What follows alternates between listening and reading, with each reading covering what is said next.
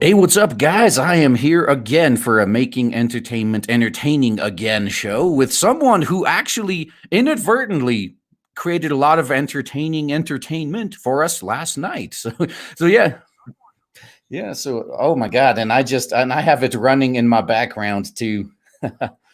Jeez, I'm glad I have my headphones on because man, every time I'm waiting for a stream to happen. I swear to God, it never auto loads when it starts. I have to manually click play. But when I just have it in the background of my own streams, it never fails. Every single time it loads up and starts playing. But that little boomer moment aside, yeah, we got Michael Derrick here, the creator of Grayscale, and the purveyor of very entertaining triggering, as we saw last night. And we're going to be going over that. So you want to tell us about yourself and your project before we start laughing at the perturbed garden tools? Yeah, so my name is Michael Derrick. I'm a comic book creator. Have an Indiegogo funding right now called Grayscale. Welcome to Glitter City. I'm sure we'll get into that, but yeah, it's funny that that whole thing kind of blew up last night. Where like you said, I did trigger some garden tools, and it was quite entertaining. So I described it as it was kind of nostalgic in a way. It reminded me of 2018 when stuff like that happened every other day. So it was kind of nice. Yeah, and unfortunately, it looks like that. Well, or fortunately, depending on whose viewpoint you're going from, that kind seems to have kind of gone away just because everybody's blocked everybody else at this Mm, point.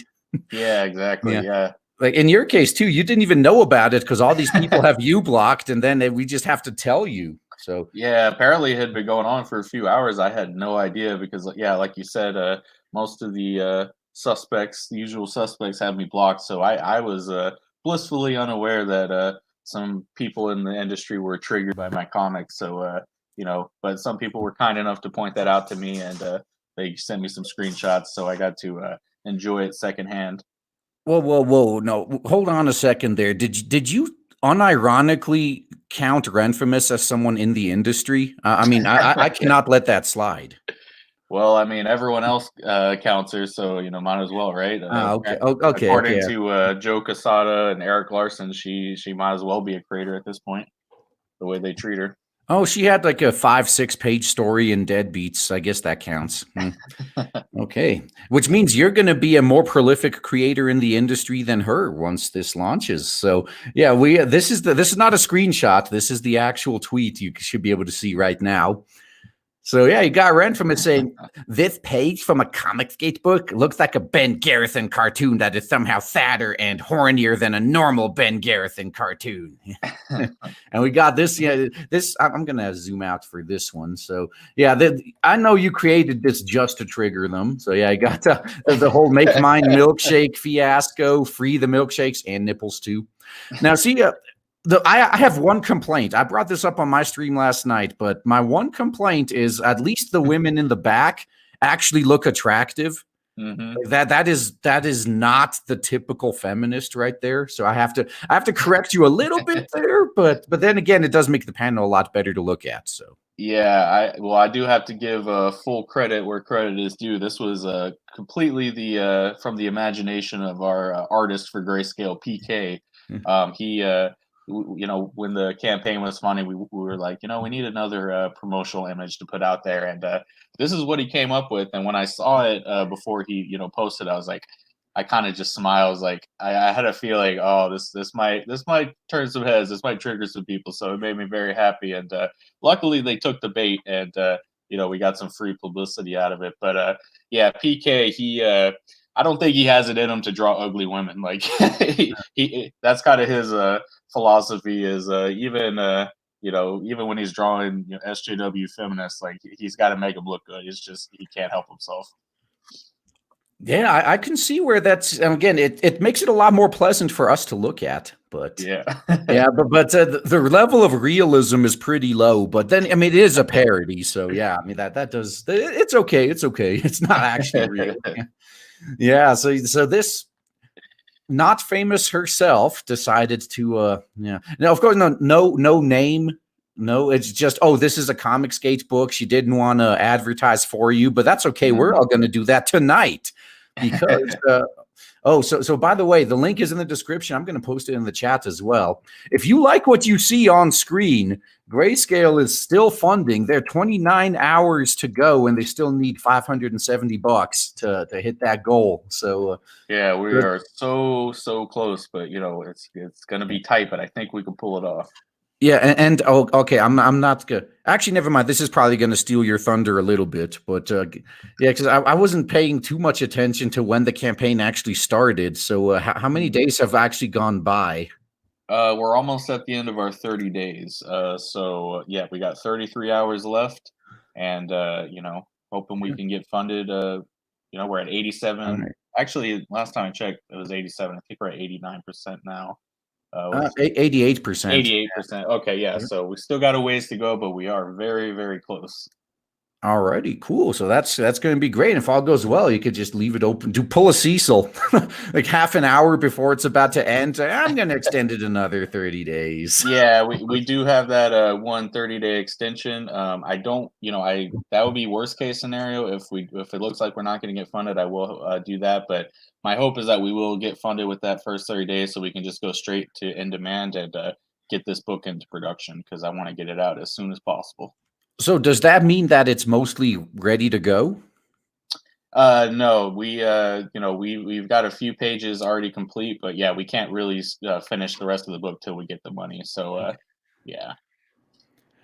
Oh, so you could do what a certain other individual we're not going to name is doing, and just launch another campaign to fund the first one. All right, never mind. That's bad advice. Don't take it. Yeah, that didn't work out for him. Yeah. So here, 882 likes. Yeah. This is a famous trap. A lot of these NPCs fall into, by the way, because they when they say something woke, they notice they get 20 times the interaction that they usually do. So they assume, oh, this is what our customers want. No, these outrage mongers on Twatter, they don't translate to actual customers. So so yeah, let's actually see the replies she hid, because that's an option. Oh, you know what? Maybe I shouldn't be looking at these on stream. I'm sure there's some titties are going to pop out. Yeah, there's Twitter. You never know. Yeah, I got to be careful. Yeah. Well, worst case, I'll just kill it and restart it. All right. So Slick Jimmy there, Ren. It's wonderful to see y'all still doing PR and promotion for small independent comic creators. Yeah, man. Do you actually want to give a shout out? Do you want to give a thank you to Renfamous for all the hard work she's doing on your behalf? Because you did get quite the boost after she started this. Yeah, I might have to give her a special thanks in the back of the book, because she really did help us out by putting us on blast in front of everybody. So thank you, Renfamous. All right. And it is funny though, because like I said, we had a feeling that piece would trigger some people. We kind of laid the trap, and they took the bait.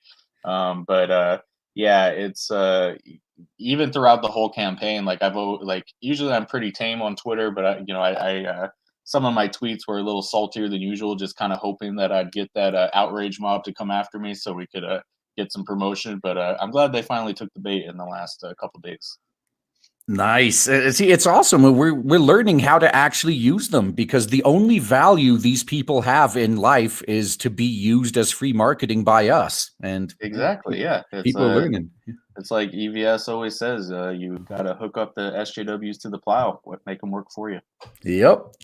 Yeah, I hope Flash kept that thumbnail around that he had. Remember when he had the Renfamous's head on the two plow horses, and he put his on the farmer? Yeah, that's we need that again.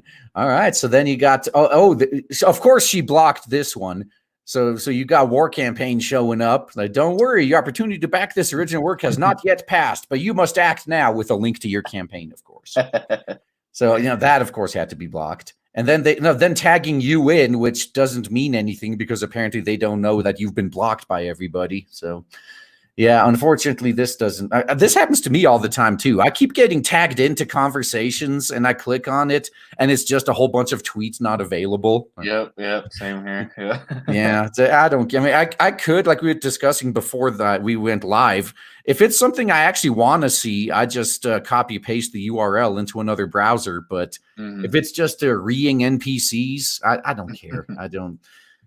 Yeah, and shout out to all the fine folks who Yeah. put the link in this thread because I do appreciate Yeah. that. And it looks like she's blocking all that in particular. So yeah, no, and a perturbed garden tool, man. So let's actually see if there's maybe some in the thread that they actually do that. Oh, then she's continuing to. It's like an angry, horny magic eye. If you stare without blinking long enough, a sweaty 35-year-old man pops out to ask for feet pics. That's very specific. I wonder. It sounds like she's speaking from personal experience. Has somebody asked her for feet pics? Because that would be a nightmare to look at, I'd imagine. Well, I was just thinking, at first I was just like, ew, what? Who'd ask Renfremus for that? But then I realized, no, her feet are probably the best looking part of her at the moment. So yeah, maybe that's why. Yeah. So it's like the midnight summit scene in the Warriors, except every gang is an incompatible fetish. Really? I mean, they're just making fun of you guys. Except, these girls actually look hot though, so it's yeah.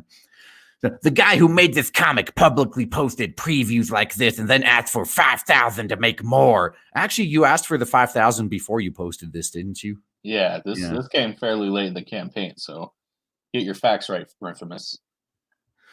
Yeah, so the moral of the story is shoot your shot because it absolutely will not be worse than what you see here. Yeah, okay, we're going to get into how horrible this campaign is soon enough. We're going to be looking into it. Yeah. There's old Eric Larson popping in. Eric Larson. Yeah. Yeah. So, look, awesome that the artist has no idea how perspective works or what breasts look like. So very sexy. I don't think Eric Larson has any room to speak there. Yeah, it is very ironic that Eric Larson says that because, part of the inspiration for Grayskale, like the book in general, is that it is kind of inspired by the 1990s Image Comics. And I seem to remember Eric Larson and those guys getting that very same criticism. The proportions are off. Why are their boobs so big? They don't care about perspective. So he's really come full circle to give new creators the same criticisms that he got in his career. Yeah, and look at them patting themselves on the back right there. Oh, I'm just actually trying to scroll through here, seeing if there's any other actually, Oh, is that Jamal Igle? Oh, yeah. Why do you put these things in my time? Yeah, Renfremus, what the fuck is wrong with you? Why would you put something like this in Jamal Igle's timeline? His timeline should not have anything good looking in it, and you just fucked it up. Thank you. Oh, and then Mags Visaggio, huh? It's fun in a troll 2 sort of way. I don't remember if I said this on stream or not, but yeah, this really did feel nostalgic to me. It really felt like the good old days of 2018, where it brought out all the usual suspects like Jamal Igle and Renfremus and Mags Visaggio. It's like it's kind of nostalgic, because you really don't hear from the SJWs as much as you used to. So because they have me back to the good old days of Comicsgate.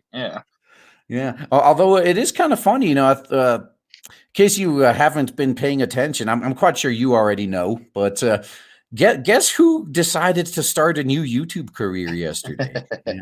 Yeah, I heard the news. I don't think I'll be watching the video. I don't think I can handle that. But I heard secondhand that Gail Simone has become a YouTuber. Well, yeah, trying to. I think it's going to work about as well as with Carlos Maza. Yeah, after literally trying to destroy the platform and everyone on it and bringing about an apocalypse, now he's like, oh, I got fired, so I'm going to be independent on YouTube. No, you're not. Nope, not after what you did. Even people who are politically aligned with you want nothing to do with you. That's how bad he fucked up. Yeah, he pissed everybody off, so good luck, man. Yeah, so that's pretty great. Oh, wait, how many more? Oh my God, this just keeps going though. Yeah, but enough of the perturbed garden tools though. Yeah, enough about that. We actually got something important to show off. Yeah, the campaign itself. Wouldn't you rather be looking at the original? So let me see. Is there? Oh, there's no video. Good, so I don't have to worry about volume. All righty. So here we are currently at, was it 4,430? Let's see if that changed recently. 4,440. Okay, a little bit there. Got someone bought a digital copy. All right. Thank you for that. Awesome. Yeah. Every bit helps, guys. So yeah, if you that's our lowest level perk is the digital copy for $10, and then we got a whole bunch of other perks. But yeah, anything you can do to get us to the finish line.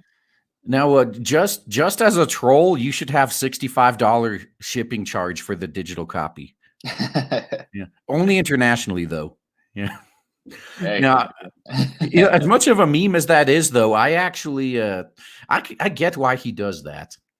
Because yeah, I mean, it does cost, upwards of 60, $70 to ship to some places. Yeah, it's insane. If you're talking about Doug TenNapel, the shipping prices internationally for the new Bigfoot bill campaign, people are kind of turning their heads, and it definitely seems steep, which is why I like to keep my shipping prices as low as possible. So we are, the book itself is $15, and international shipping is $15 across the board, which we're definitely losing money on that. But I'm willing to take a hit on international shipping if it brings in more backers, because I know a lot of international backers, they'll go to back a book, and then when they see that the shipping is more than the book itself, they're like, "Nope, I'm out." So it's like, let me keep that as low as possible. So. Yeah, I think your boy Zach is doing the same thing. His general rule seems to be set it to exactly the cost of the book. I mean, it's his are always either 25 or $30. So, but still, yeah, that's. And this is the one problem that Comicsgate needs to solve, is actually having printers and distributors, at least one on each continent. Because if we had that, it wouldn't be as bad. But no, the problem is, we got to ship everything from wherever we're physically located. Mm-hmm. Yeah. It's I thought so technically this is my second campaign. I launched a one last year called the Abductables. So I've been through the fulfillment process once before. But it went a lot smoother than I thought it would, especially for like international backers. So I'm hoping, knock on wood, that things will go smooth again this time around. But so I definitely got experience with shipping these books out, so I have a good idea of what we'll need to do. So when you did that, did you for the international backers, did you just ship it regular, post office, maybe with a tracking number on it to make sure that it doesn't just vanish? Because that seems to happen quite often with international shipping. Customs tends to steal shit. Well, the good thing about so I use stamps.com, which I can't recommend enough, not to turn this into a commercial, but yeah, it's it's really helpful, and because specifically, and I haven't really seen any other campaigns do this, but with stamps.com, you can actually email your backers. Once you print out their postage, it'll email them a tracking number, so they can actually follow their book and know where it's at all times. So it's a little more work on my end because I have to manually type in their email address, but I think it's definitely one of the perks of backing with me is that you will actually get that tracking number, so you'll always know exactly where your book is and when it's on its way and when it'll get there. So cool. Yeah, I know. Just going into the post office yourself, there are various different things you can add on to get tracking, even if it's just regular first class mail. That's going to take 4 weeks. Mm-hmm. But it's great that there's websites out there that streamline this whole thing. And the awesome thing is the same thing's happening with banking as well, which is pretty cool. Mm-hmm. Yeah. I can't imagine, actually, because even my last campaign, it's still a smaller scale. We only had about like 276 backers, which is a lot for me. But in the grand scheme of things, might not be that much. But even that smaller number compared to other campaigns, that's a lot to handle, so to speak. And getting all those all that postage printed and sending them to the post office and stuff, it's no small task. Yeah. So explain what's going on here, man. So the name of the comic is Grayskale, and I'm guessing that has to do with the main hero's look. And it's set in Glitter City, which looks like Las Vegas on crack. Mhm. And you got buff dudes, and are they actually aliens or are these masks? Yeah, so those are masks, though. Like I said, my previous work did feature buff aliens, but yeah, that was kind of my wink and nod to my previous campaign. But no, these guys are just regular old casino robbers that are trying to get some money out of people. They just decided to go with the alien gimmick for their to hide their identities. So. Oh, nice. Oh, we got a question though. Is Abductables in demand still, or is that just completely closed at this point? So yeah, Abductables is closed, though we are hoping to launch the sequel later this year, once Grayscale is fulfilled. Yeah, once we launch the sequel campaign for Abductables, we will be selling the leftover prints from the first book. So that'll be a second chance for people to get their hands on it. All right. Yeah, sounds good. And are you going to be doing like unlimited run printings and the like after this as well, or is it just once the first run is gone, it's all gone? So I do want to keep these exclusive. I definitely, so whatever the the final print run is for any of my Indiegogo campaigns, that'll be it, at least for that version. I'm certainly open to, different versions of the book in the future, whether, with different variant covers or stuff like that. But, since we are crowdfunding, it is important to me to keep these books specifically from the Indiegogo campaigns as special and unique as possible. So this will be a one time only print run, and yeah, it won't go back to print, at least in this form.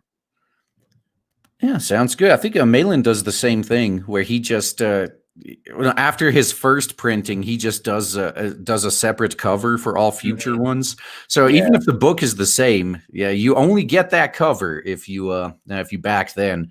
Yeah, and so yeah, it'll be an exclusive cover, and there will be a lot of things that are unique about it. Like all these books for this campaign will be signed by me, and we'll have a thank you page in the back that lists all of our backers. So that just anything I could do to make it as special as possible. So if the book ever does get reprinted in any form in the future, all those extra stuff, it'll be just the book. It won't be any of the special stuff for this Indiegogo campaign. Now that's an idea right there. So I gotta point out this is the introduction of our hero right here. You got the alien bank robbers, and he's there in the background kicking the slot machine because he's mad because he had his whole grand entrance planned. So here I was, had this whole elaborate entrance planned where I would win 777s and make it rain coins while beating the crap out of the bad guys. Yeah. Yeah, that's how you make an entrance right there. Yeah, he kind of blew his epic entrance, so he's taking it out on the machinery, which isn't very heroic of him if you think about it. But yeah, yeah. Yeah. So, see, no, I'm Grayscale. See, you ruined it. Yeah, it's I like to describe Grayscale as like a slightly less annoying version of Deadpool. He likes to crack jokes and kind of taunt his enemies as he beats the crap out of them. But he knows when to get serious when the stakes are high enough. But he still likes to have fun.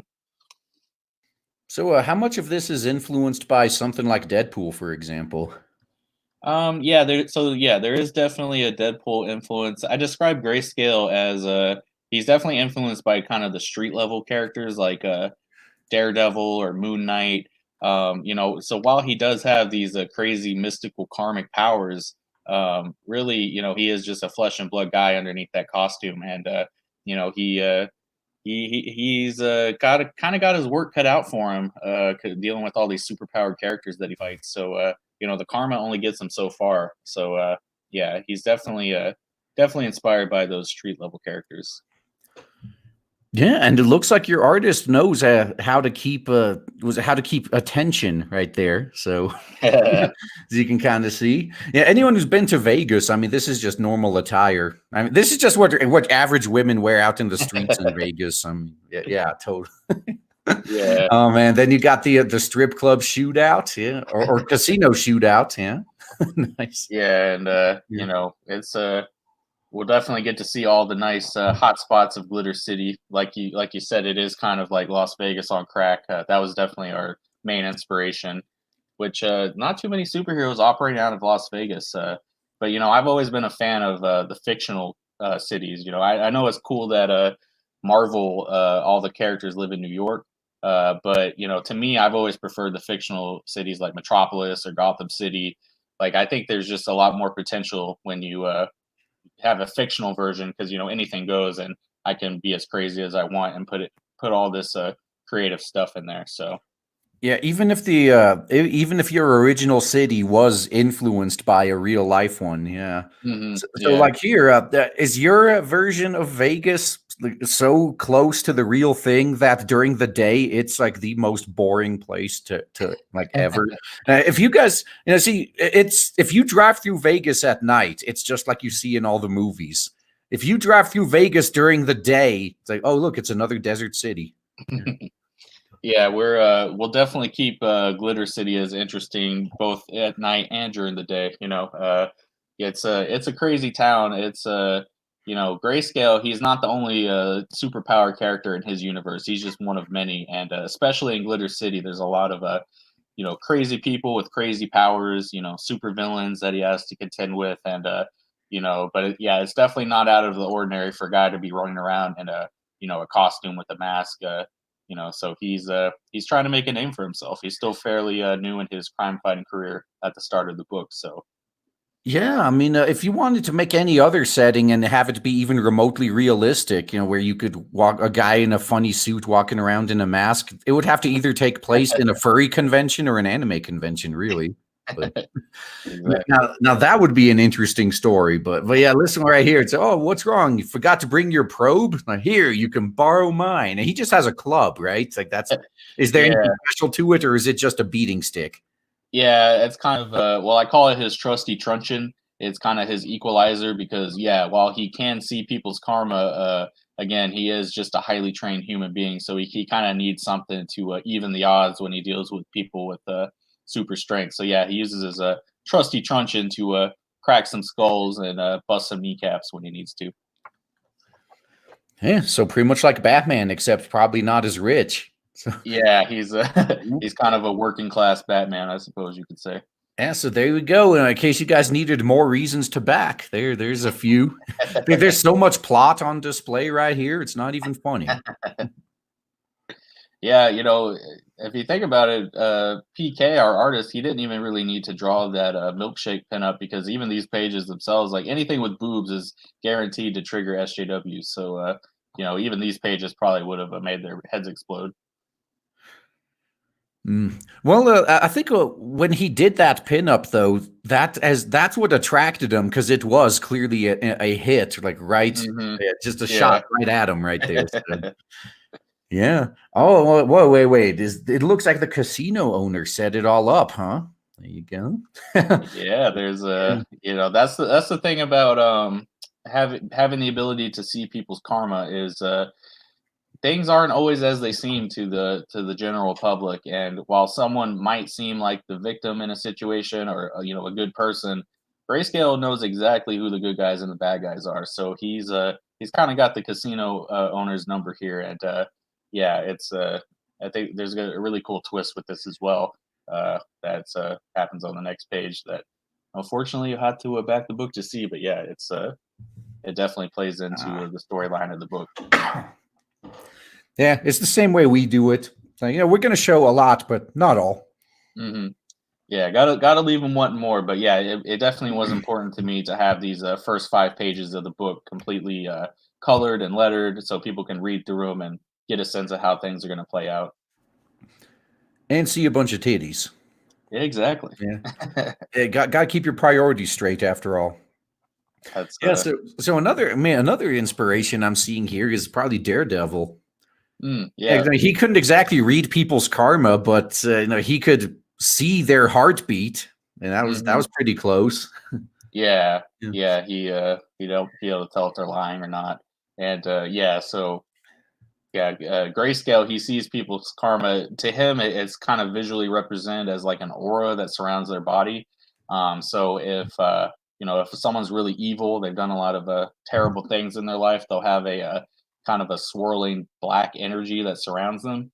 And then, if on the other side, if someone's, a really good person, they've done a lot of good deeds, they'll kind of have an angelic glow about them. So, yeah, it's that's kind of how he picks his targets.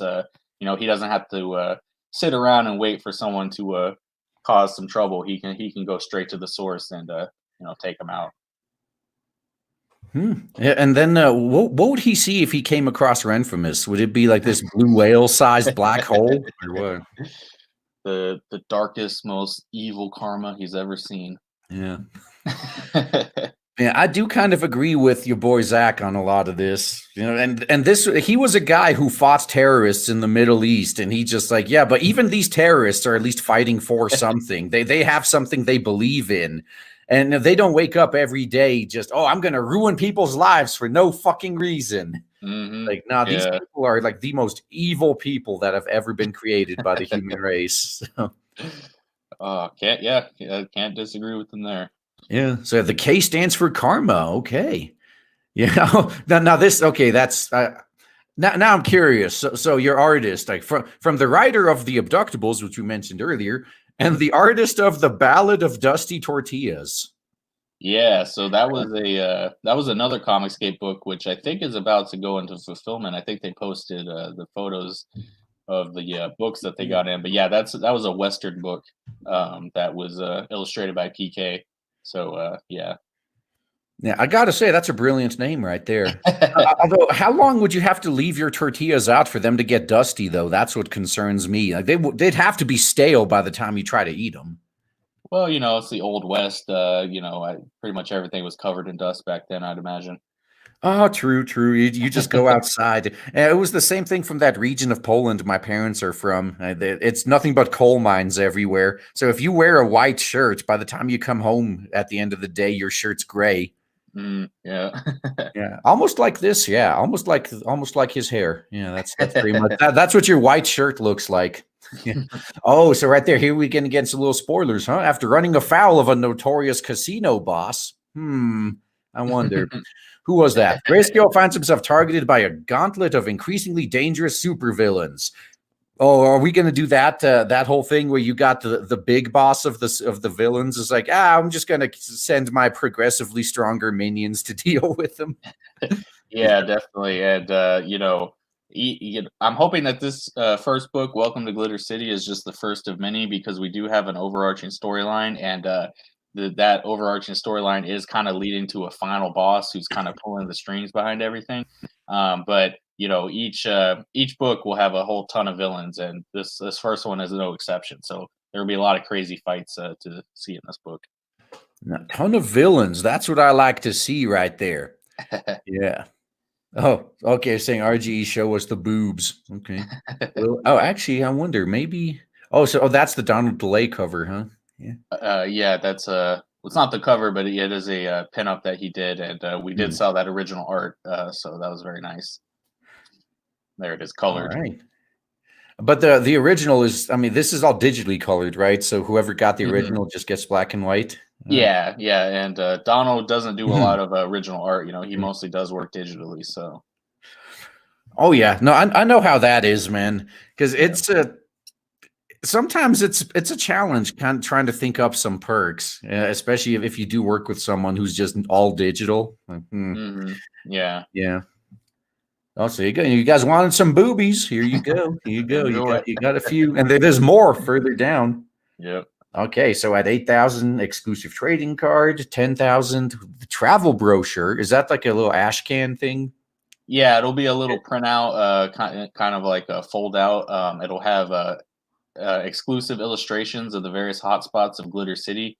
It's kind of our version of the fold out map that is included with like fantasy games or fantasy novels and stuff like that. So if you're a fan of world building like me, you would definitely get to get some descriptions of the various places within Glitter City that we'll visit throughout the series.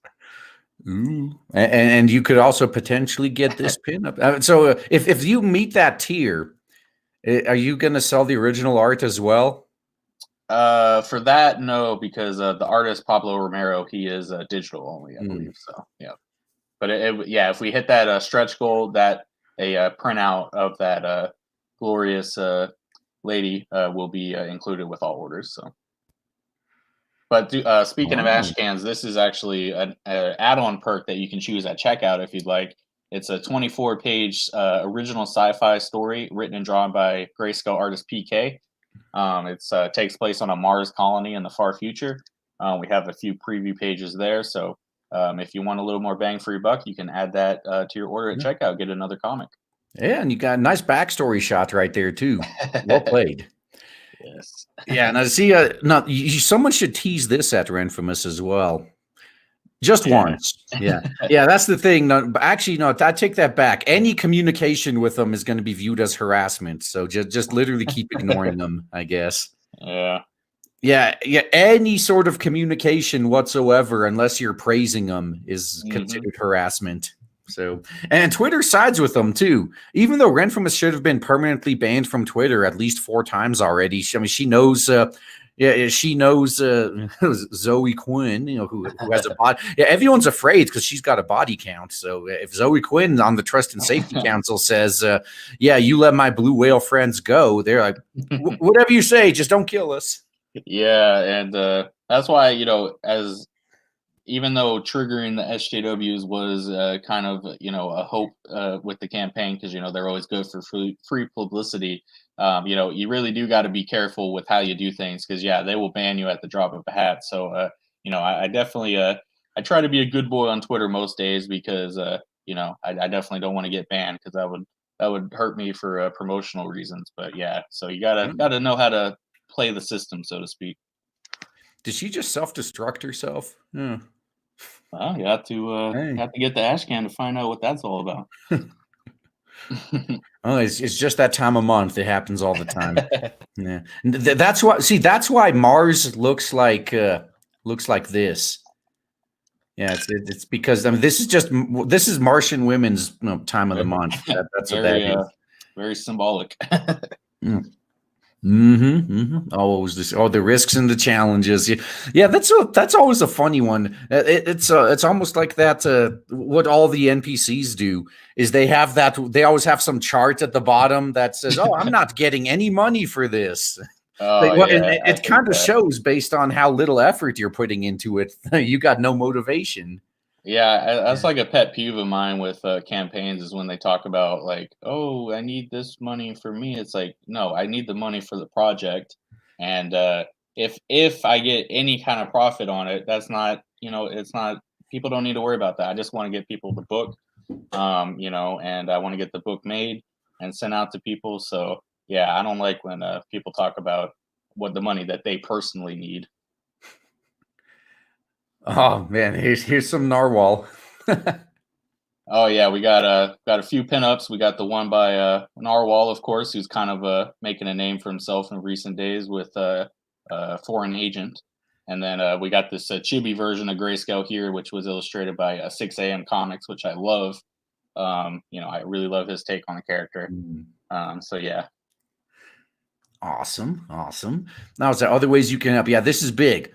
Ask your friends. That's what I keep telling people too about Blade Devil. Even if you don't want to buy it, or you can't afford it or whatever, just tell other people at least. That's Hmm. that's it. That's all. If you want to help, that's all you got to do.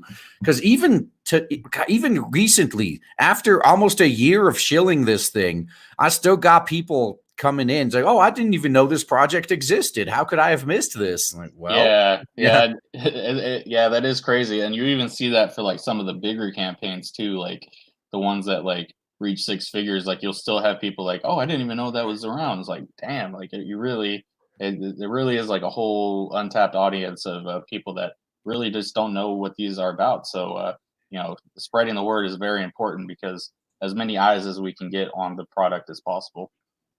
Yep. Because even if you can't, if you either don't like it or you don't want it, can't afford it, maybe whoever you show it is going to drop $2,000. Like, you never know. Mhm. Yeah, yeah. Just got to get the. I always use the example of Antonio Bryce with Brand, because which I'm sure you guys have heard of. He's a Comicsgate guy. Yep. He launched the same book like before he got, uh, you know, before Comicsgate was a thing, and it made like $500, which is crazy, because Brand, that looks such like a top quality book with Kane and White's artwork, but it just didn't have the audience back then. But once the right people saw it, it blew up and it became a huge campaign. So it's just a matter of right place, right time, and getting the right people to see your book. Yeah, and this is why you're gonna see these so-called pros. You're gonna see them showing up like Gail Simone did, like trying to being a YouTuber isn't her end goal. She's gonna want to build up an audience to sell stuff to, and then she's gonna realize there's only like 250 of them. Yeah. But yeah, so that's what's going to be happening there, I believe. And unfortunately for a lot of these pros, Marvel and DC have pretty much they've crippled their creators to avoid another image. So yeah. So none of these comic pros have star power anymore like they used to. So they can't rely on that when they go out on their own. So the only other thing they could rely on is having a good relationship with their fans, which yeah, Good luck with that. yeah, not them. Yeah, so there's no place for them on YouTube or in crowdfunding. Not treating people like they do. I mean, yeah, I treat people like shit all the time. I'm an asshole, but only those NPCs. If someone shows up and starts giving me money, I'm like, I'll suddenly get a lot nicer. And the chat's kind of blowing up because they're loving Gothic Misty, as they're calling her, this damsel in distress. I don't know if that was intentional on PK's part. I don't know if he's a Pokemon fan, but yeah, they're loving Gothic Misty. So yeah, that outfit does look familiar. Okay. Yeah, maybe she drank an aging potion right there, and she went from like whatever teenage, however old she was, to just suddenly she's got the giant titties now. Yeah, she's fallen on hard times since the Pokemon days. So yeah, Grayskale's there to help her out. Wait, actually, that's another funny thing, though. I mean, how many years has it been with Pokemon? It's been going on for like what, 25 years ish? Yeah, maybe 30. Yeah, 1995, right? So yeah, 25. Yeah, 25 years, and even Ash still looks exactly the same. Man, that's impressive. Yeah, I know. I'm not one of those to rip on that because I mean it's not supposed to make sense. It's not real. But I just think it's kind of funny how some people sometimes they count like, oh, how many days and years have actually gone by, like in universe, like how many days have we seen gone by in these like South Park, The Simpsons, and yeah, these characters are all in their 40s now, but they're still in 4th grade. Yeah, and I always thought that was funny when South Park they graduated from 3rd grade to the 4th grade, but then they've been in the 4th grade for like the last 20 years. So it's like, and then Ash from Pokemon, he only actually won like a tournament for the first time like last year. So he's been doing it for 20 years as a 10-year-old, but he won something. Yeah, and that's what I remember. That was the season before the one where he actually won. Oh my God, it was such a huge fucking uproar with how they robbed him of that victory at the end. That's these dumbasses need to know how to read your audience. And they were just stringing him along for almost 25 years, and it finally looked like he's going to be able to win. And then they're like, psych, let's go back to the beginning again. Like, you know what? Fuck you guys. Yeah, people were rightly pissed at that. Yeah. That's another good point too. It's taking him a long ass time to catch them all, but in Ash's defense, Nintendo keeps making it harder. They keep adding more, and then they remove the older ones too, though. Yeah, there's always another region, another whole batch of Pokemon formed. Yeah, I mean, I gotta wonder how big that world is, because that is a insane, big planet. Yeah. Or at the very least, a very biodiverse planet that with a lot of little self-contained biomes. Like, God, maybe Pokemon takes place in a more developed Minecraft world. That would make sense. I mean, I think, aren't they developing like an MMORPG with Pokemon? Like, because I always thought that was a no-brainer, but it's been 25 years and they still haven't like come out with one. No, I think somebody released a similar one. Yeah, well, a similar one to it, but At this stage, I don't do live services anymore. I don't Mm. care. Yeah, Yeah. I've always preferred single player, but I just think that would be a cool idea for like an open world game with Pokemon. Now that would be cool if even if it was still single player though. Like Oh yeah, yeah, a Pokemon game where it really is. I mean, you make your own objectives. Oh, I mean, they did that with fucking Dragon Quest. They created Dragon Quest builders. yeah. You could do that with Pokemon as well. Pokemon build your own gym or whatever.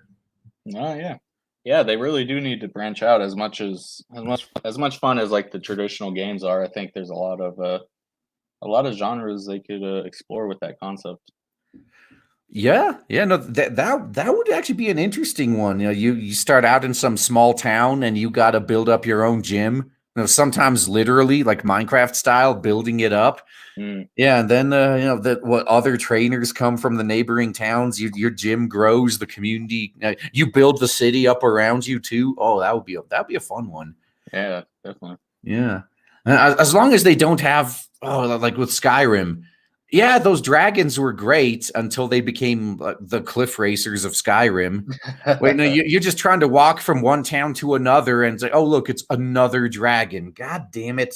Oh, and right as you walk into town, the dragon like fucking strafes you. Like, oh, great, you just wiped Mhm. out my quest NPC.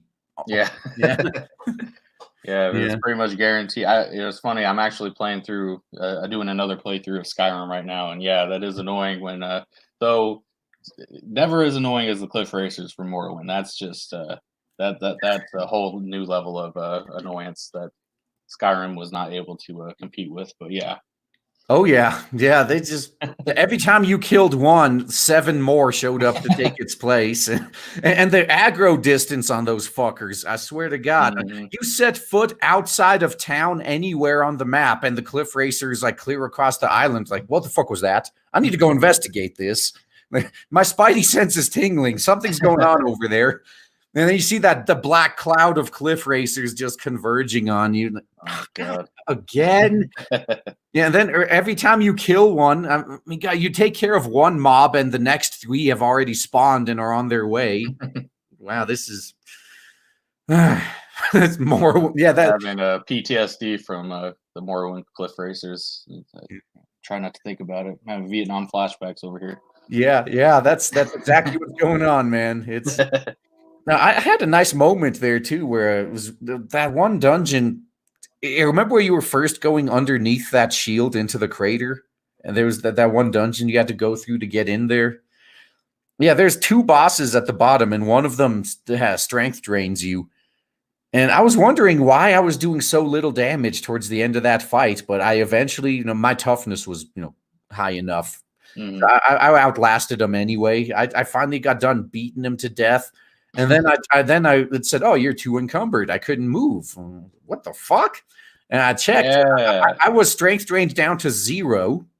And in Morrowind, your ability drain doesn't recover on its own. Right. Yeah. I think I remember exactly what you're talking about because yeah, I don't even remember how I got through that boss. Like yeah, the underground one where they keep draining you. I think I just had to kill them before I got to 0 on my strength. But yeah, that was really annoying because otherwise you just gotta leave all your gear behind and Yeah. go to a temple and cleanse yourself and then come back. But yeah. And that is exactly what I did because I had I used up the last of my potions and scrolls, hmm and yeah, so everything except for my big pile of gold, which luckily didn't weigh anything. But Yeah. yeah, I just stripped naked, dropped everything on the ground, ran up through that dungeon, ran to the nearest town, pursued by cliff racers the whole way. And then spent a few hours searching from town to town, trying to find a place that actually sells either a scroll or a potion because I had actually bought them all out earlier. And Yeah. I finally found a shrine that did it. And then, okay, and then I came back, but everything had respawned and cliff racers. So I had to buy a whole new set of gear just so I could go get my old set of gear back. And then I realized, I could have just loaded the game, but that will be the fun in that. Yeah, Morrowind was really fun, but it didn't pull any punches. It was not an easy game. Oh yeah, no, I love the humor in that game too. How they bait you. Like the very first town, as soon as you leave, remember that elf that comes crashing down? Oh yeah. They have the scroll of Vicarian flight, and then Yeah. they give you all the hints. Like right as you walk by, you hear the scream and the crash, and the body falls from the sky, and you so you're like, oh, let's see what's going on here, and you loot him, and you just get those 3 scrolls, and oh, jump plus 1,000. Let's see what this does. Yeah, and once I learned levitate or whatever, or maybe it was just I just used the rising force potions, but because not only are the cliff racers annoying with Morrowind, but actually like going over like the hills and stuff, like it could be really hard to like move around the rocky terrain. So like by the end of the game, I was just like, screw it, let me just use one of those scrolls, jump all the way over like one of these continents, and then use a rising force potion so I don't kill myself on the way down. Yeah, eventually went no, because Morrowind was great because that was the last game before they started instancing all the cities, so you could actually fly. And eventually Hmm. you just get a levitate spell. So I kind of did the same thing. I just casted levitate at the last second. But Yeah. yeah. Oh, now that I remember, I think I had like a staff or something that like let me levitate for a while. But yeah, it was a lot easier to just do it that way than actually like try to cross all that terrain and get lost or like get stuck in a rock crevice or something. Oh god, yeah, that's another one, man. If you don't have a recall scroll or something, and Hmm. you're in the mountains, there were some pits you could fall into that you can't get out of, and it's game over if that happens. Yeah. Yeah. Unless you're playing on PC, then you just open up the command console and fix that. Mm, That's yeah. that's what saved me in all of the Elder Scrolls games, and I'm not even talking about that. I'm just talking about bugs. Hmm. Yeah. Hmm. Cool. So yeah, right here we got the triggerer of NPCs. Let's actually go back to that because I know everyone's going to want to see that screen again. That you don't do you have that pinup posted anywhere else, or is it just on your campaign or on your Twitter rather? Which one? This one or? Yep.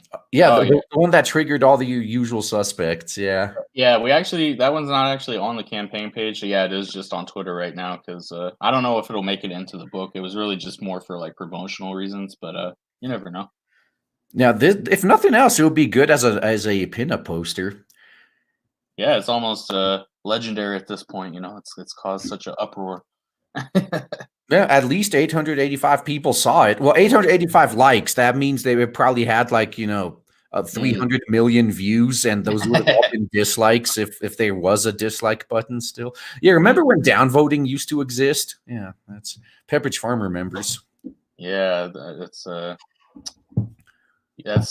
hate speech nowadays. You can't downvote anything. So Yeah, that's right. Yeah, if disagreement is literally harassment or rape. It could be either one. Yeah, whichever one will get the guy in the most amount of trouble. That's what we're going to accuse him of. exactly. Oh man, so yeah, that is. Oh, yeah, you said you'd have to leave pretty soon, right? Yeah, fortunately, I could do a little over an hour, but I do have to head to work pretty soon, Well, unfortunately. But yeah. 4,480. Yeah, Oh, nice. doing a Yeah. little bit now. Judging by how much you have, I'm quite sure you'll probably be okay because I'm most of these campaigns I watch, they seem to get at least like a third of their money in the last 2 hours. So Mm. going on that alone, but if you can get on somebody's stream tomorrow night and finish it off, oh, that would be Yeah, here's oh, that'd be hoping. great. Yeah, I definitely it would be a shame because we are so close and just got to get a final push in the last 24 hours. Yeah, and this is a pretty rare comic in current year as well because it's got humor in it that actually makes me chuckle and laugh a little bit, not cringe. So Yeah. you don't see this very often anymore, at least not in the mainstream industry. Yeah, their humor is just her so random. Oh, look, the Hmm. shark has legs. Funny. Yeah, the LOL so random humor that Zach always calls out. Yeah, definitely not a fan of that. And Yeah. my previous book, Abductables, was more comedy oriented, and there will definitely be some comedic elements in this one as well. But I'd say we'll probably take things a little more seriously here, and the jokes will be few and far between. But like I said, Grayscale himself, he's a pretty irreverent character, so there'll definitely be some comedic moments for sure. Yeah, like this one again, where he had his entrance ruined because he failed to win the jackpot. Yeah, then they're trying to introduce him. Like that's great, great, great, great. Whoa, whoa, whoa! Don't know how things work on your planet, but here on Earth, we let the hero make the introduction. I'm Grayscale. See, you ruined it. Like, see, all you had to do was shut up, but now I'm gonna bust your teeth in and make you shut up like this. Exactly. See, this guy probably, yeah, you could see some teeth flying out of his mouth. Yeah. Yeah, he's not, he's not Grayscale he's not like a full on Punisher type where he's just murdering people left and right, but he's not afraid to break some bones and cause some concussions and really mess some people up if he needs to. Yeah, put some people in their place. Yeah. Exactly. That's how you do it. Oh, got some super chats here. Got to get through those just in case someone was targeting you there. Oh, and Tom Links, thank you for the two. Did y'all see about Bob Igor? Yeah. Yeah, that was the big news today. That's not everybody was making videos on that like 5 minutes after it went live. That and apparently Project Veritas has some leaks that may or may not have anything to do with that they're going to be dropping tomorrow. That's the conspiracy right now. But yeah, I mean, Disney is such a failure. They replaced their CEO pretty unceremoniously. And Quartering is absolutely right. When it comes to a top level executive like that, unless you committed a crime or something, you're never just gone. Your exit is planned years in advance. And this was just like out of nowhere. It's like, yeah, I'm fucking quitting. But he didn't leave the company. He's still there in some capacity. But wow, it looks like the shareholders aren't happy about what they did to Soy Wars. Yeah, well, I wonder how much that actually is part of it because I had assumed, yeah, he had to step down because of, kind of the failure of Disney Star Wars. But then I saw like that he might be named in the Harvey Weinstein lawsuit, so I don't know how much that has to do with it. So yeah, it'll be interesting to see what the full story is behind this. But those Hollywood types are always up to no good, so it doesn't surprise me. Yeah, they are. I mean, it's amazing just how stupid people were when we were out, saying, well, we need to investigate Epstein's suicide and no, quote unquote suicide. And they're like, oh, why do you care that some sleazeball died? It's like, you fucking idiot. Do you have any idea how much evidence he had on pretty much everyone in a position of power in the whole fucking country? Well, yeah, he was an enabler. But yeah, just think of who we could have taken down if he was allowed to reveal that. Wait a minute. Are you saying he didn't kill himself? That's the first time I've heard that. Oh, yeah. I mean, he's just he's very good at it, apparently. Yeah. So yeah, I mean, don't underestimate the strength of toilet paper. It could really make a nice noose, Yeah, especially if it's 2-ply. Yeah, you're never breaking out of that. 2-ply extra strong. Ooh. Yeah, that's no, but that's gonna give you a rash on your neck before it finally chokes you out, though. That may be a little annoying, but unless you got the Charmin, it would be nice on the skin. Yeah, that's right. At least it would be a pleasant nap, but just all the coincidences in that story. But of course, nobody can do anything without also ending up, committing suicide by shooting yourselves in the back of the head 3 times with a double-barreled shotgun.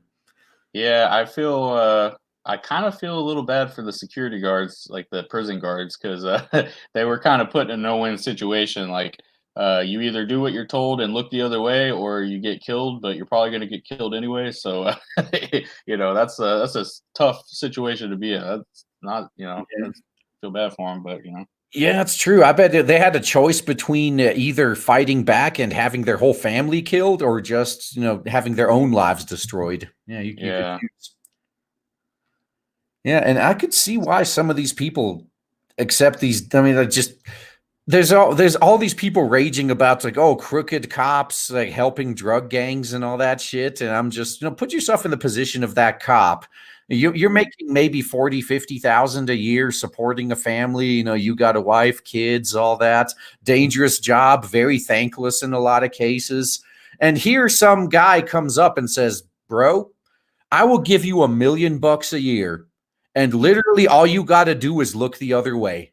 Like that's it. That's all. And I can understand why they take that deal. I really can. Yeah, not a yeah, it's a tough moral quandary, I guess. Yeah. Yeah, no, I mean that's why a few games actually do a pretty good job of that, like Papers, Please from a while back. Yeah, I mean, you had to choose between it's like, oh, if I don't let this guy in, him and his family are gonna die. But if I get caught, me and my family are gonna die. You Is got that one of those like a Telltale type of game where you have to make all the moral decisions? well, kind of. No, you're a border guard in a totalitarian country. Hmm. Yeah, and so people come in, the people come to your little border checkpoint, and they provide their information, and you ask them questions, and that's the whole point of the game is you kind of like have to match up what they tell you with the information you already know, so you could catch them lying. And Cool. and sometimes even if they're lying, they put in they give you that moral thing. It's like he's this if I don't let this guy in, him and his family are going to die. But if I do let him in and I get caught, I'm not me and my family are going to be the ones that die. So yeah, and that's like the whole point in the game too is you got and it rushes you because there's a time limit. It's like a real life day night cycle type thing. So you can only process so many people during the day, and so you got to be kind of quick on your heels when you're processing that info, and that determines how much money you get to bring home to feed your own starving family. Yeah, it's a very cheerful game. It's very very cheerful. Right up my alley. I'll have to check that out. I hadn't heard of that game before. Yeah. Yep. Like, oh yeah, so they're saying just yeet them all, bro. Yeah. Well, if you want to keep your family alive, that's what you got to do. That's right. Oh man. Okay, so I guess yeah, I don't you got to go to work. I don't want to keep you any longer. So well, I definitely appreciate you having me on your show. This was a lot of fun talking to you, and I do appreciate it. yeah, I mean, it was fun talking to you as well. I don't know if you mind hanging out for maybe 1 or 2 more minutes. I'm just gonna I'm just gonna drop the link into that group chat. See if anyone else wants to come in for like 1 more hour. Right on. Yeah, I'm just gotta pull it up if I could find it. Okay, there we go.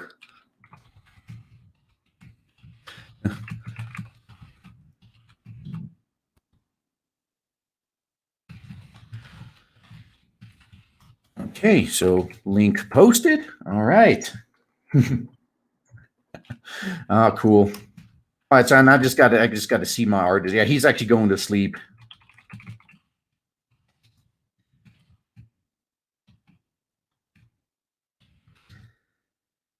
Sweet. All right. Now we just wait to see if anyone actually shows up. Let's see who's active on the Twatters.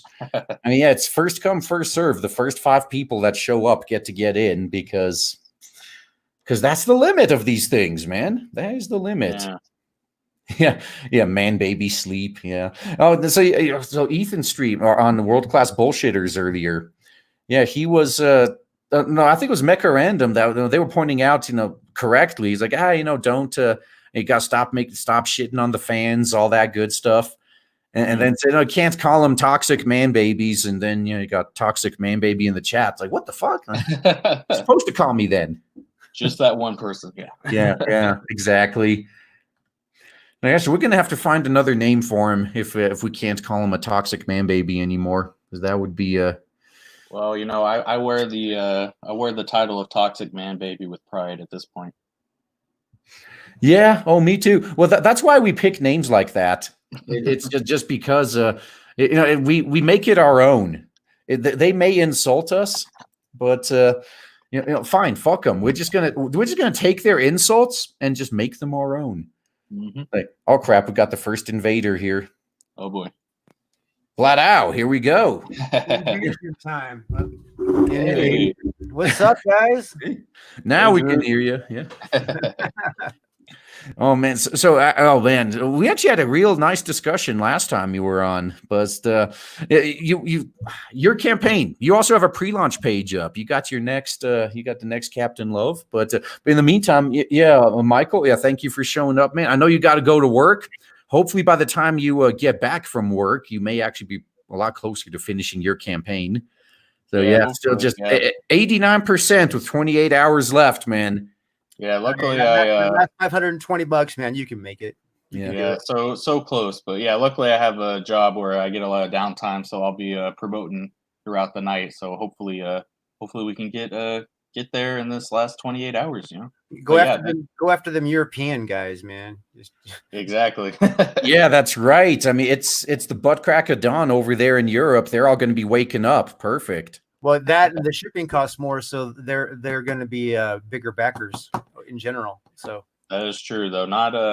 We're not at Bigfoot Bill levels of shipping costs for international backers, but I should fucking hope not. Holy fuck, dude.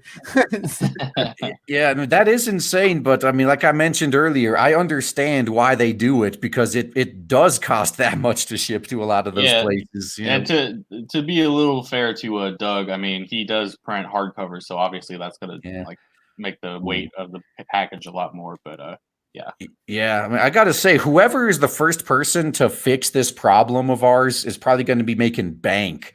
If you know anyone who has distributors and printers at least one location on every continent, hook us up, man. We'd like to talk business. Well, now let's actually talk about that, because I've been bringing this up today a couple of times already. Mixum, right, is a UK-based company that uses printers in the United States. All right? Yeah, Chicago, right? Yeah, well, all over the U.S., not just Chicago. They have like I think 6 different US facilities that they use. So they're basically, they take in the orders and they broker it with these people relationships established with. They also print in the UK. So there's got to be, I mean, obviously numbers and quotes, because they obviously send the work to point A and point B. You know what I mean? So it would be cheaper to print everything at one location. However, it may, because of the cost of shipping across the pond, it may make sense to actually print it, on both sides. Like I was talking, like with Rocket Gal, Wyatt, and Peter are on one on each side. You know what I mean? It would be something that they're going to look into is to see if they can actually print, the UK books from a UK printer and the US books from a US printer, so they don't have to, charge extra in fulfillment. Yeah, so in this case, it's actually the distribution and fulfillment piece we're going to need there, because if everything has to go through you in your one location, that could be we're gonna have to look into that, especially if some books are signed. Yeah, that also will make things a lot worse. Distribution and fulfillment actually is something that I'm working on, but it's just such a heavy lift that no one person can do it instantly. It's going to be something that we all do over time, Yeah. Untapped potential. Yeah, right. Almost at 4,500. By the way, just one more person gets that digital tier with $65 shipping international. No, not really. That's a joke. somebody get the Grayskale. You guys. This book is going to be good. I mean, karma as a superpower. Let's be real. That's a freaking brilliant idea. Yeah. Thank you, sir. And the women actually look like women. That's another one. You don't see that very often these days. Well, we're assuming. Yeah. Come on, now is that guy in a suit a woman or a man? You know what I mean? Let's be real. This is the modern day. Don't misgender anybody. That's is that Chaz? Yeah, could be, man. Is that Vinny? You never know. Yeah. Vinny jumped in. Joseph jumped in. Hey guys. Oh hey, I'm in there. Whoa. Hey Vinny. Yeah. It's a good thing your webcam turned off right before I put you on, or else everyone would have seen you pulling a DSP, man. Yeah, I don't have a shirt on. Well, I do got to head out, but yeah, thanks again for having me on. I do appreciate it. Sorry I had to dip out. Got to go to work, but yeah, I think we can pull it off. We got 28 hours. I think we can do it. So thank you to everybody in the chat, and thank you guys, and thank you Raging Golden Eagle for having me on, and I will see y'all later. Thanks. Very cool, man. Good luck. See you. Good luck. Yeah, you can do it. Thanks. You can do it. Yeah. Yeah. Grayscale looks cool, and it triggered what's her face? I saw that. Yeah. I still have that in the chat. Let me actually just pull that up. Wait, She just threatened to deplatform me the other day. Yeah, I saw What that. for? No, all you did was post that meme of was it that Joker meme? Yeah, with Sonic on was it Sonic as the Joker on Harley Quinn? Yeah. I'm just gonna play it safe, and I deleted it and I blocked her, and I'm never talking to her again. It's not worth it. Yeah. I mean, that's they always do this shit. Remember when misgendering was the big thing that got everybody deplatformed? And so anytime, someone that's why they have their pronouns in their bios. If you refer to them as anything but that, they will cry to Twitter, and that's not even like a 12-hour ban. Misgendering is such a heinous crime that's instant suspension. Oh my god. Yeah. That's not even like a 12-hour ban. Sorry. I just got an email today from YouTube that my motorcycle channel, the motorcycle build channel that I have, was just demonetized because of videos that had been on there for 10 years that were monetized. Yeah. Oh my god. No, and that's a good point. Good thing you bring that up, because you're not the only one, man. I mean, I've actually deleted all my shit older than like 2 years because they were fucking with me like that too, like giving me strikes on stuff that's 5 years old. Yeah. So these are videos, nothing more than videos of models on motorcycles. You know what I mean? And it's just like during a photo shoot, the video camera ran. You know what I mean? So a model is posing for a photo shoot while the video camera runs. That's all it is. Nothing. And then so they're trying to classify it as material that is for the sole purpose of sexual gratification. And I'm like, shit. And then I looked at how they define that on YouTube now, and that is that they like showing breasts. So like if you show like clothed, they say clothed or naked. They can, so like basically clothed breasts now are considered like, for the purpose of sexual gratification. YouTube has gone a little bit further. So women are canceled then. No more women on YouTube. Nah, you know how it's going to be, man. It's going to be just like Twitch. The ethos are going to get a special pass. Just like Renfamous on Twitter. Did you see? She was suspended actually like 4 times because she kept misgendering Yellow Flash and others, and they just kept bringing her back. They wouldn't do that for us. How is that possible? Wait, how is she still on? Wasn't she just harassing one of the employees at Indiegogo? That's female privilege. Yeah, no, and she actually has been and while she was suspended for misgendering Yellow Flash, she was using an alt account, so that's ban evasion. But they don't care. I mean, she's friends with Zoe Quinn, and everyone's afraid to cross Zoe Quinn because you saw what happened to the last guy that got on her bad side. I'm happy to cross. I just don't give a fuck about her. You know what I mean? I seriously, she's a fucking like fat cow girl next door. She ain't fucking shit. I don't understand why anybody gives a fuck about her. Yeah, bitches ain't shit. On Twitter, they give a fuck because she's on the Trust and Safety Council. So guess who decides whether you keep your account? She's on the Trust and Safety Council of Twitter. Yeah. And so that I would think that people that were on any kind of like upper echelon of Twitter should not be allowed to use Twitter. Don't you think? That would be like conflict of interest. Well, if they gave a shit, I mean, yeah, you know how it goes. They don't even practice what they preach. Yeah. But until we have an alternative, what are we going to do? That's our problem right now. Do we need an alternative, or do we just need to outsmart the fucking the existing? Well, that's what I've been doing. I mean, I've been doing the same thing like you guys have, where I just I don't engage with them anymore. Yeah. I do things intentionally to trigger them just to get them to signal boost me, but then I don't respond to them afterwards. That's a good strat. Yeah, that is funny. Let them stew in their own psychosis. They make no sense. They really don't. Yeah, and the best part is sometimes it takes them a while to figure out they've been muted. That's what makes it funny. Oh, 4,510. There we go. Oh, there we go. Wow. It was almost yeah. Oh, so actually, while we're here, let's go down in order here.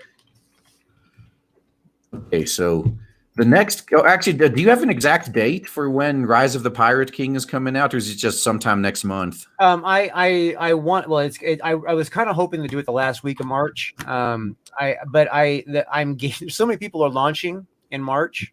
Yeah, including Ethan with Wrecked Planet on March 15th. Yeah, right. Wow. So I don't know if I should try and launch before or like well after, because I mean it's people are going to be swamped with everybody that's launching. And, the whole year is going to be crazy. 2020 is going to be crazy. There's so many projects. Yeah, well, yeah.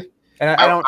I would say after, because I think the initially what they're going to do, they're going to grab those first couple of amazing campaigns, right?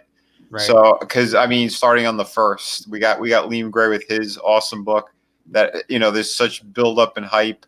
Raging Golden Eagle with his. It's going to be a big day alone, and then I think with that big boost and all these crazy sales, it's going to give people time, to get that next paycheck, and then when Wreck Planet launches, boom, there's another big wave. So Right. I would say go closer towards the end of March. That's so where I'm aiming is probably about right. So, like if March is, it's going to be the last week, depending on who. It's going to come down to when I launch, is to like who has got the show that I'm going to have the launch party on. You know what I mean? Like what night of the week that'll be. So okay. Yeah, hopefully it'll be beautiful. And if anybody's listening now, let me tell you, sign up, get your name on the mailing list for this right now, because there is going to be a special secret tier for a bonus piece of artwork, and then also there's going to be a discount for the first 2 days. I'm gonna have a couple of special tiers discounted on a secret perk just for 2 days. So there's going to be an opportunity to save some money on the first 2 days of the campaign when it goes live. So nice. Yeah, that's the same Very thing good. we're going to be doing. We're just going to have a discounts tier. But I just want to say, YouTube. So I'm trying to add the link to Captain Love into the description box now. then every time I save is an error occurred on YouTube. This is usually temporary. Wait a moment and try again. Right. I've been waiting for 10 years for YouTube to stop having issues. I mean, it's just we get more of them, not less. Yeah, let me just tell you, ever since Google bought YouTube, they've been having issues. Yeah, Prior to that, they weren't. So you know what? Fuck this. I'm not gonna do it through StreamYard. I'm just gonna do it through YouTube. You're not gonna beat me. So I'll fucking show you how it's done, YouTube. Come on, let's go. There, I'll do it directly. How about that? yeah, as long as you've done it before, because I think that if you do it wrong, they wipe out everything. Yeah. Okay. Now it seems to be working. There we go. There. Okay. If you refresh, you should see it now. You should see. Oh my God. Now it screwed the spacing up though. What the hell? There. Okay. Now it should be okay. There you go. I win, bitch. You can't stop me, YouTube. Yeah. Damn it, YouTube. Get your shit together. Yeah. Trying to keep Captain Love down. I see how it is. Yeah. See, what's up with that? It's got space battles, pirate space battles, and beautiful women. Look at that backstory right there. I mean, look at it. Look at Love too. He's just like, I'm going to tap that when we get on board. Love is investigating that backstory. Mm-hmm. He's definitely investigating that backstory right there. Yeah. Now, and for everybody who's curious, Captain Love, the Return of the Hero of the Cleansing, is still available, and the numbers are depleting. I am aggressively going to live streams. I'm selling at least like one a day through Indiegogo. Plus, I'm doing campaigns, and the local LCSs have asked me to refresh them. So it's selling on basically every avenue right now. So. Oh, and we also got this is very important that we bring this up now, but apparently, show your hair. What? Okay, there you go. Yeah, you couldn't see it at that angle, but yeah, he actually has hair, a lot of hair. Yeah, We've been hiding that this whole time. Damn. Behind my back.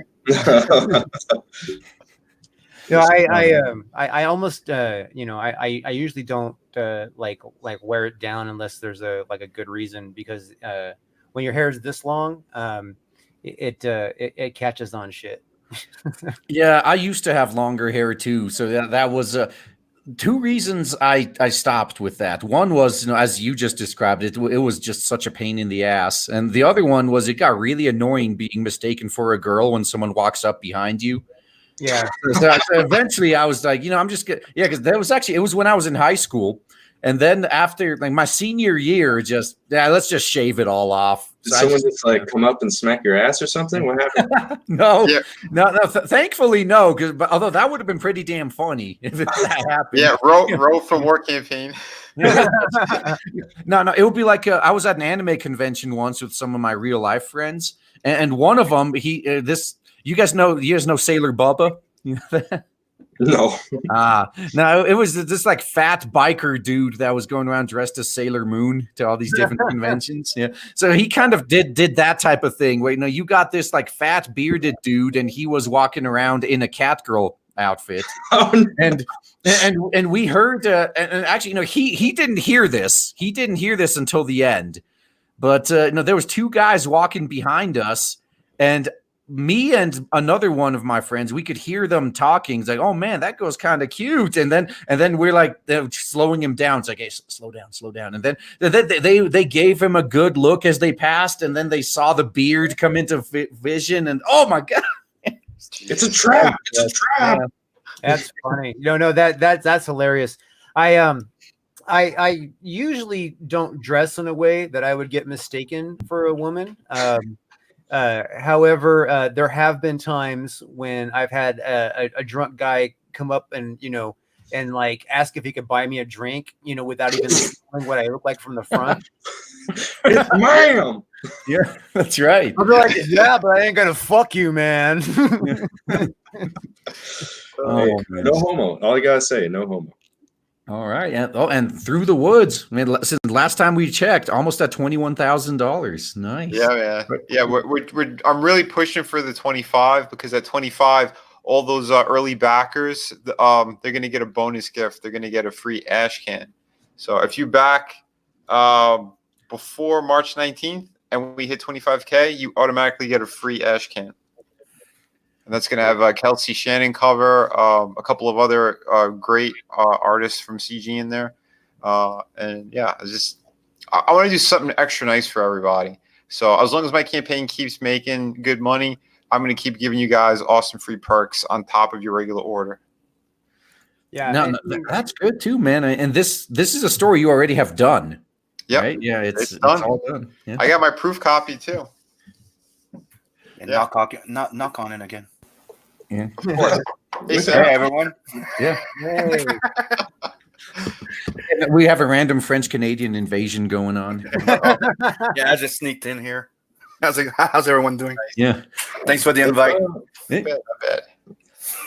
Yeah. We just, Michael had to leave early. And I figured, you know what? Let's just take this time to let everybody else in. Let's just have some. I don't know how long I can stay on.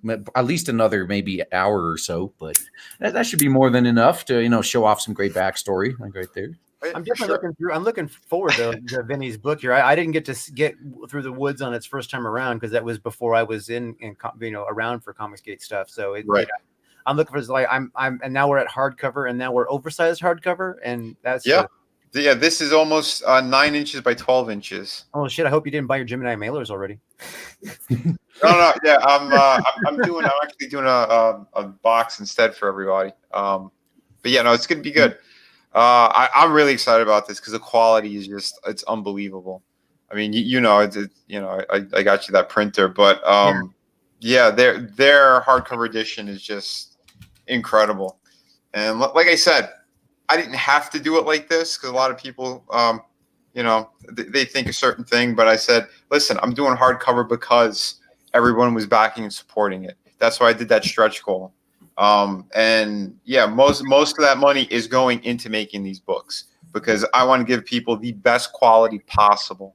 And, we got the story, the artwork, and now the presentation in this format is just fucking perfect. And her ass is really nice. Yeah. Thank you. Oh, not only that, this piece is going to also be the free bookmark. That's also unlocked already, too. Hey, he's not called the Born King for nothing. Yeah. That's right. Or Ethan calls me the ass master. It doesn't sound as cool. Yeah. Well, the two of them together could mix well if you're into certain things, though. But yeah. Now, see, this is, you know how to do a good angle right here. So, yeah, not only are you showing just how threatening and intimidating this dude is, but then you got some side boob there, you got some ass right there, you got some thigh, yeah. Yeah, the Dutch angle. There's a little hidden agenda with the axe handle placement in her hand. Yeah, there's no hidden agenda. It's part of the story, but yeah, no, you guys are gonna like it. There's a lot of good stuff in here because I'll tell you right off the bat, it is a dark story, and that's why I have moments of cheesecake in there where the main characters kind of showed off in a nice way, to break it up a bit, right? It's very tasteful. Yeah, and plus it's a good way to get people in. That's what we talked about last time, where you, especially in a visual medium, you need something that gets people in. Now, if that's all you have, they're not going to stay for very long because they'll figure out they could just go to Pornhub. But this is a good marketing tactic, though. You come for the nice piece of ass, and you stay for the good horror story. That's right. Me and Sim, we're both like the hardest working guys in CG. Last year, I had 7 books come out. And it wasn't even a full year. Everyone was fulfilled. The people who got this on the first go around, they absolutely loved it. So yeah, it's not just the sexiness, it's the story, it's the artwork, it's the fighting, the violence. It's in this book too. There's a lot of cool shit. So yeah, I'm super happy. The only reason why I re-released this is because people kept asking. Since City of Venus kept getting a bigger push and a lot more people keep picking it up. They wanted to know what my other campaigns were, and they saw Through the Woods was closed, and they kept messaging me left and right. So I said, you know what? I'll reopen it, and I'll do something really cool with it. And so this beautiful book is because of everybody. So I want to thank them again. And yeah, keep supporting it, and you're going to get even more cool shit. Yeah, it's going to be cool sitting on my shelf. Let me just tell you that. Oh, hell yeah. On mine too. You know it, brother. Oh, yeah, another perfect shot right there. See, there you go. That's right. Yeah, and she's like extra, pushing it backward just to make sure that you see it properly. Right? Yeah. This was the first campaign of the year that really got under Run for Mrs. Ass, so to speak. Yeah. See, if I was her, I may be triggered by this too. Just having constant reminders of what I used to look like, and yeah. Really. Oh, isn't it more like what she wished she would look like? Yeah. Well, no, she was a professional cosplayer for a while. I mean, there was like this there was like the 6-month period where she didn't look that bad, but but did she look that fit with that type of ass? Oh no, definitely not. Yeah, you're right. This is the thing that makes me laugh. Like in my book, there's actually a panel where a chick's giving Captain Love head. And yep, and I am not triggering any of these fucking social justice warriors at all. Well, but that's probably because you have actual sex scenes in the book. They don't seem to care too much about that. It's just maybe they just hate the teasing aspect of it. I don't know. Maybe I don't know. I got to do something different. I got to piss these assholes off so they'll tell everybody about me. Okay. Yeah, put a milkshake in there, right? That'll. Yeah, there you go. Yeah, it worked for Michael. He just, they were ignoring him too until the very end when they saw that milkshake panel. The only reason I think they went after him for that was just because that was a direct hit at them in that whole milkshake incident. Remember when Wenger launched his campaign and I did that CG milkshake shot with Vincent? Where they're pouring the milkshake on her butt? Yeah. This is how you do it. Oh man, I need to do a milkshake thing for my campaign. I have a cow. Come on. Right? Yeah, well, okay, you got to be real careful how you do that, though, because I would not want to drink the milk from a bull. No, there's a lady cow. He's got a love interest. Yeah, but doesn't she end up going to the slaughterhouse though? Yeah. No, she's part of the squad. Ah, okay. Yeah, all right, actually, that. So let's move on there. She's way too thin to have meat on her. Yeah, I know. Yeah. She's For a cow, she's skinny. It's not okay. You need to be fat to be a decent cow. Yeah. Oh man, cows for nothing. All right, so this one, oh shoot, maybe let me know if you can hear this. Yeah, could you hear that? No. Okay. Oh, actually, yeah. I think I'm just gonna have to kill it. I think I actually didn't even use the volume last time. That's why I check. I don't want to do what some people do. Just play like 30 seconds of it and then no volume. Yeah, it's happened to me before. The chat blows up. Can't hear. You find out like halfway through. Oh fuck. Yeah, because I got my headphones on, so when that's playing, I wouldn't be able to hear you guys. And then, the minute and a half in, like, oh, you guys couldn't hear that? Like, well, shit. Yeah. And all chat could hear would be you guys, like, hey, there's no sound. Like, hey, dumbass.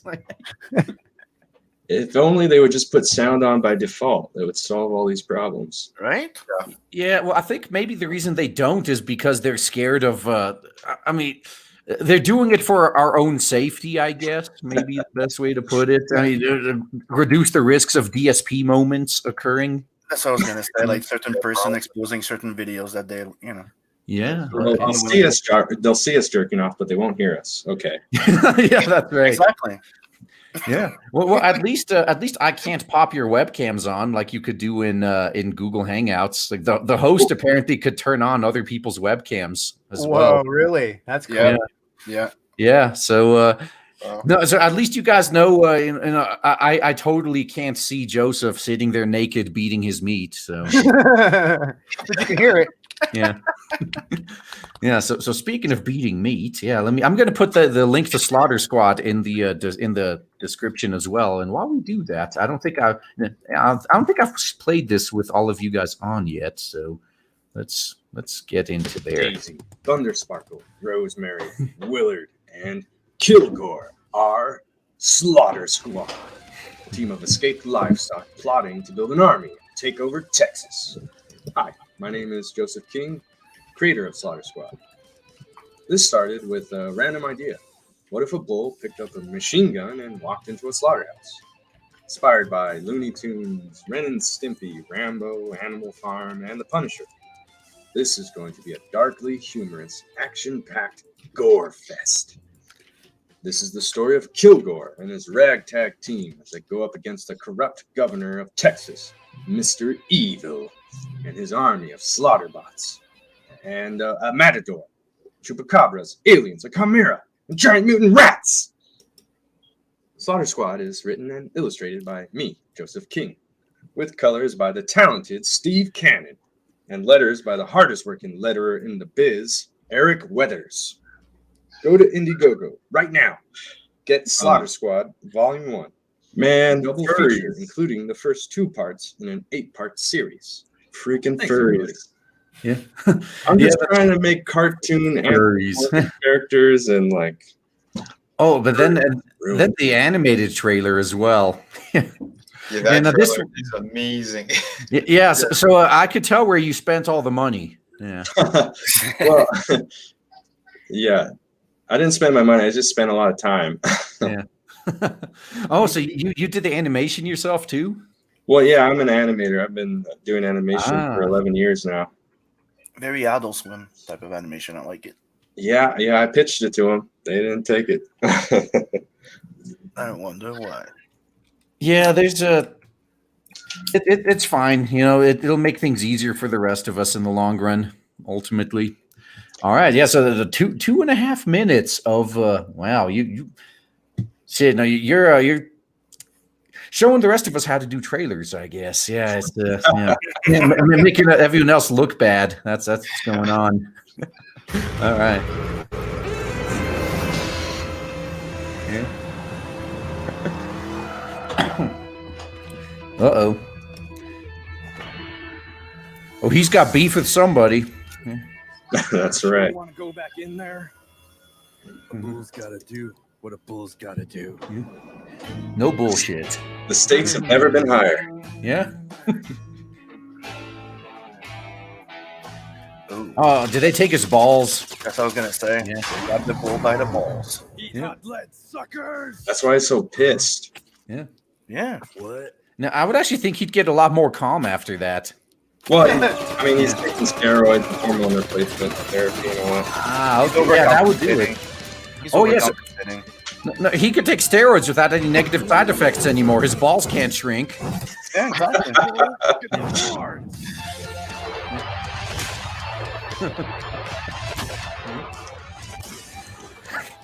Now, this is what happens pretty much when a bull gets loose in a bullfighting ring. Minus the gun. It just got real. Who the hell are you? I'm 100% psycho beefcake. Think you can handle it, Susie? Fuck you, asshole. Fuck you, asshole. Now, this would be a good fighting game right here. I actually did make a Flash game years ago.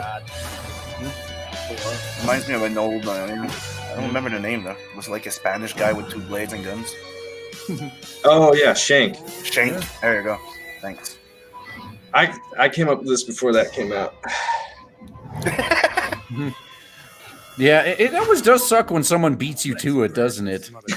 Yeah. Well, technically, I beat him to it, but Oh, but he made it first. Yeah, yeah. He commercialized it first. yeah. Mama. Oh yeah, it was his mom. Yeah.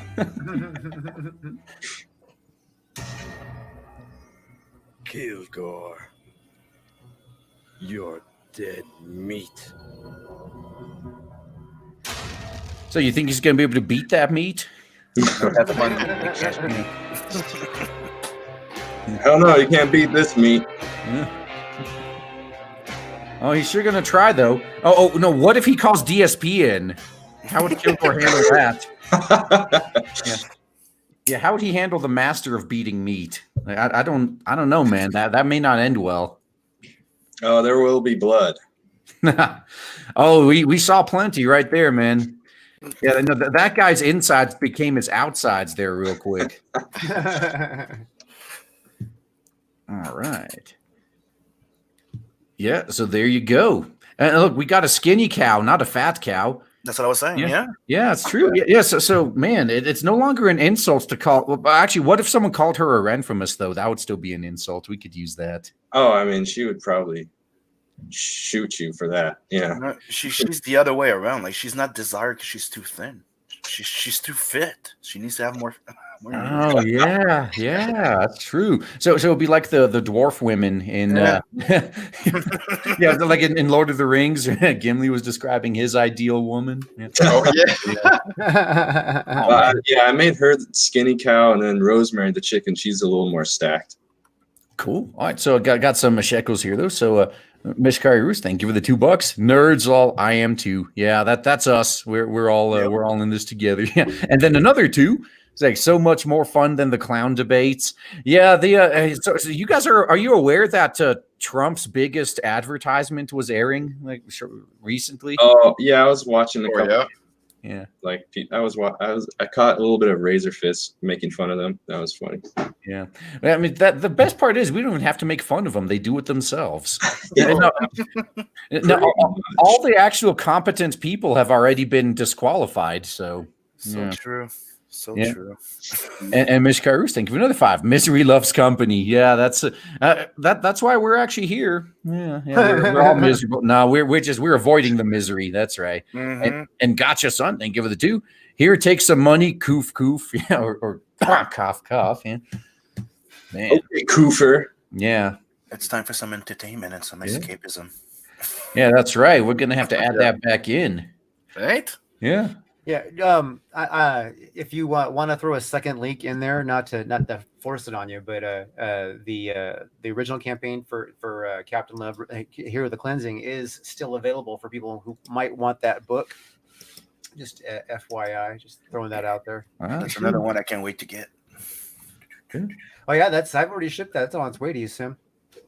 Nice. Pretty cool, man. Yeah, I got my copy. Yeah.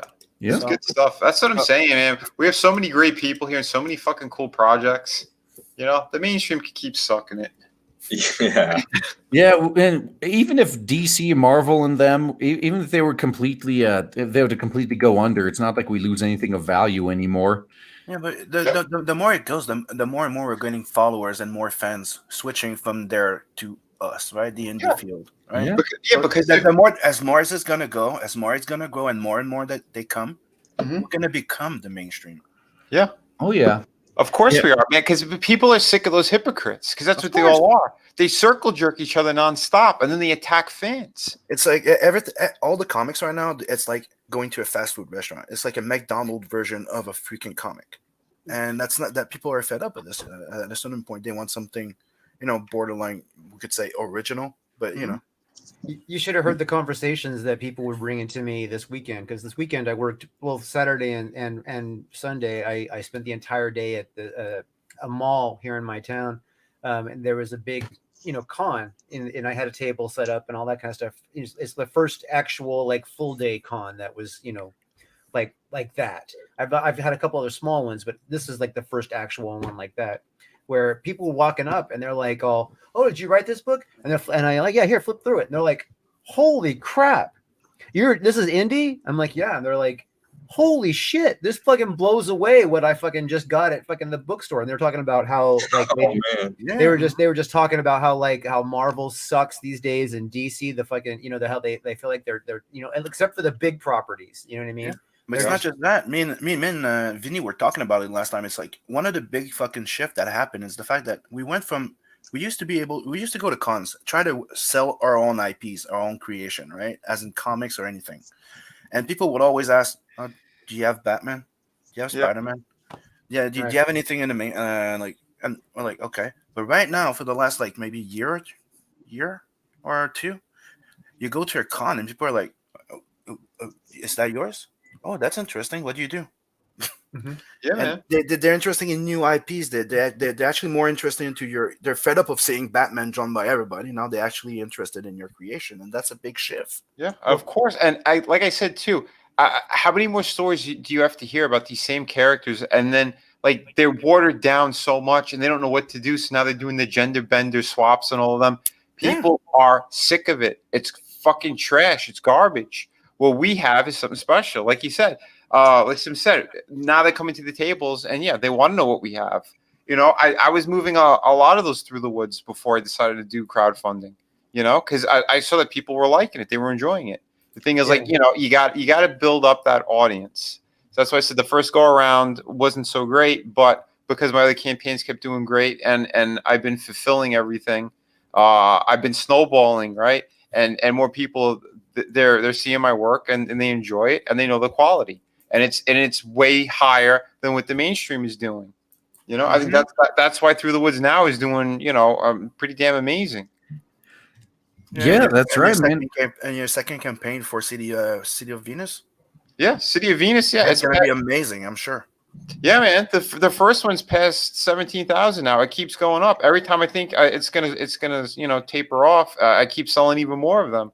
So I'm super excited about that. Oh yeah, and guys, wait till you see that pirate book he's working on. Oh yeah, that's gonna look awesome. Yeah. Have you had to reprint City of Venus yet? Yeah, I actually did. Yeah, I did reprint City of Venus. Yeah, I had to get more. I was selling out of everything, which is it's a great problem to have. Sure is. Yeah. But and the pirate book, I have a teaser of it in Through the Woods. I got one page in there, so you guys could see the quality that's going to be in the pirate one. Sim has seen a couple of pages here and there. I'm so excited for that. He's a big fan of pirates, so you can imagine that he went like an extra mile in there. Here's something that came up today that I didn't realize until today. Do you know, like, it's a lot of CG books have some kind of pirate in them, some way or another? True. Like a lot of CG books. I was tripping on that. Yeah, coming out now. Yeah. I've been working on this one on and off for 2 years. I've mentioned it a bunch of times during streams. That's a traditional pirate one, though. I mean, everybody else has got like space pirates or steampunk pirates, or what I mean? Right. Yeah, I got space pirate and not the merc. Yep. Right. Now we just need the most boring kind of pirate, like the internet pirate. Yeah. As long as we're not going after the butt pirates. Again, that's over at our war campaign. Yeah. We're taking all the back holes. Yep. Yeah. No, that is true. Shit. If you could do a butt pirate campaign with the war campaign, I'm sure you'll probably make another like 60,000-70,000 right there. Yeah. The butt pillagers. Yeah. That's right. Get That bubbles ass is for mine. the Yeah. soundtrack. Yeah. I'm hunting for that booty. Yeah. You know it. Yeah. Ooh, Bloodhunt. Yeah. Now we're on to Sims books, and then after that was a Tales from the Natverse, which is coming out Yep. sometime soon. I know it's in pre-launch, but I don't see a date on there. So I'm planning on launching it in March. Yeah. It's as soon as I'm done with the fulfillment and everything with Bloodhunt. Oh, so speaking of that, let me go up there. All right. Now, so the estimated was November, but I'm guessing it's still in demand, but it's closing soon, right? I mean, Yep. if you're waiting to open up the next one right after. Yeah. The reason is in November. November was the original date. Then I extended for an extra month because I was not planning to extend. But it was fell in December, so that's why I put it in February. But then I waited 4 months, guy, to get my money from Indiegogo. Yeah, why did it take them 4 months to give you the money, man? That is just insane. Canadian banks. Yeah. It's technically they were using an internal banking, like they were treating my account like it was an American account. So even if my account would accept American money, since they were sending it like a domestic type of transfer, it was not working. They were not using the right numbers. Oh yeah, they weren't using they weren't doing an international wire transfer. Right. Yeah. So I had to open an American account. Wow, man, that must have been annoying. Jeez. And at least did they at least let you change the account? Because I know some of the information they don't let you change, but I think the bank, the routing and account number, actually the only two things they let you change. Yeah, but when they after they have an issue, right? They ask you to change it, so they unlock part of it, just not all of it. So you can't change really the bank, but you can change the account number. So that's why I opened another account, but with my bank that's also located in the States. Oh, so what would have happened if you had a bank that was just local to Canada only? You'd just be fucked? Hey, I see FPD in the chat. We got some cow fans. They would meet cow waifu fans in the chat. Yeah. Oh my God, are the furries here again? Is that what's going on? Uh-oh. The mailing crew? Yeah, Joseph attracts them. Oh, all right. Oh. Yeah, that's right. No, it's a good thing to. Oh, you found your shirt?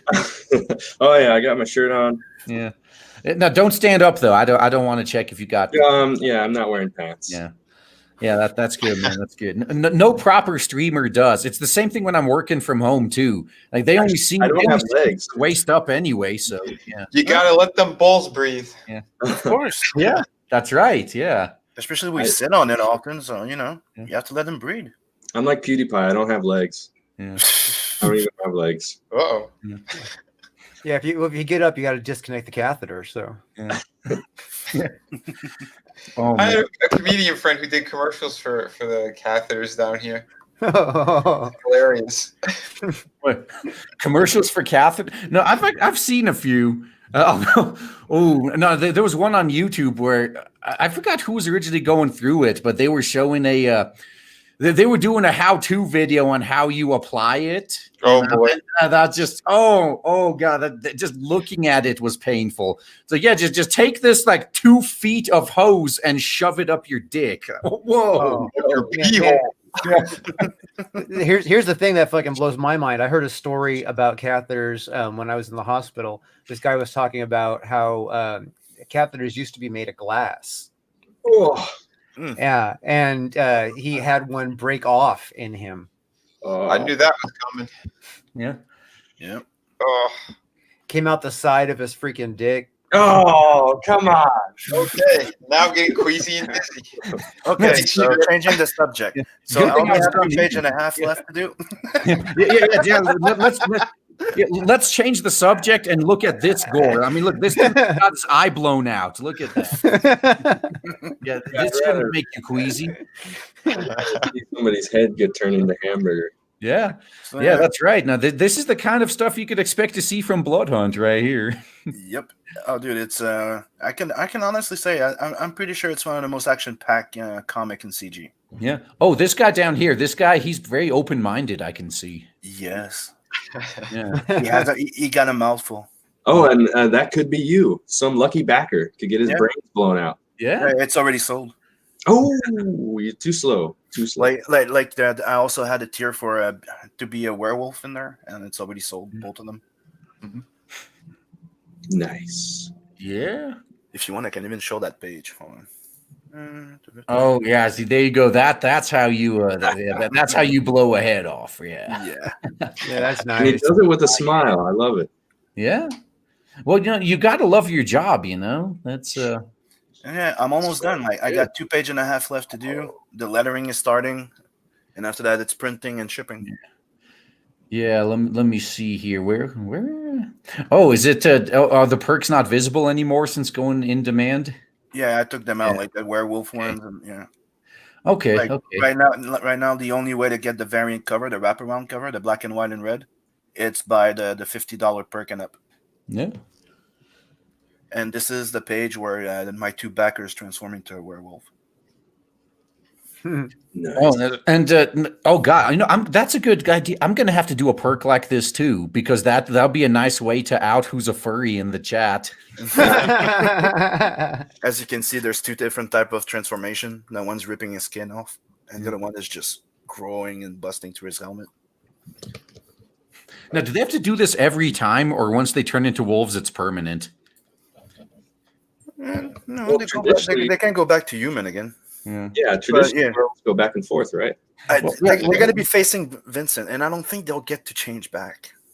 Yeah, what the reason I asked them, I mean, yeah, traditionally they don't actually blow through their original skin either, so that's why I asked. That looks like permanent damage, right? But then again, they have regeneration, don't they? Yeah. The thing is that it's a reverse thing, as in that those type of werewolves rip their skin off because they grow in the werewolf part from inside, and when they turn into human, they'll rip the skin of the werewolf falls off, and the human is under.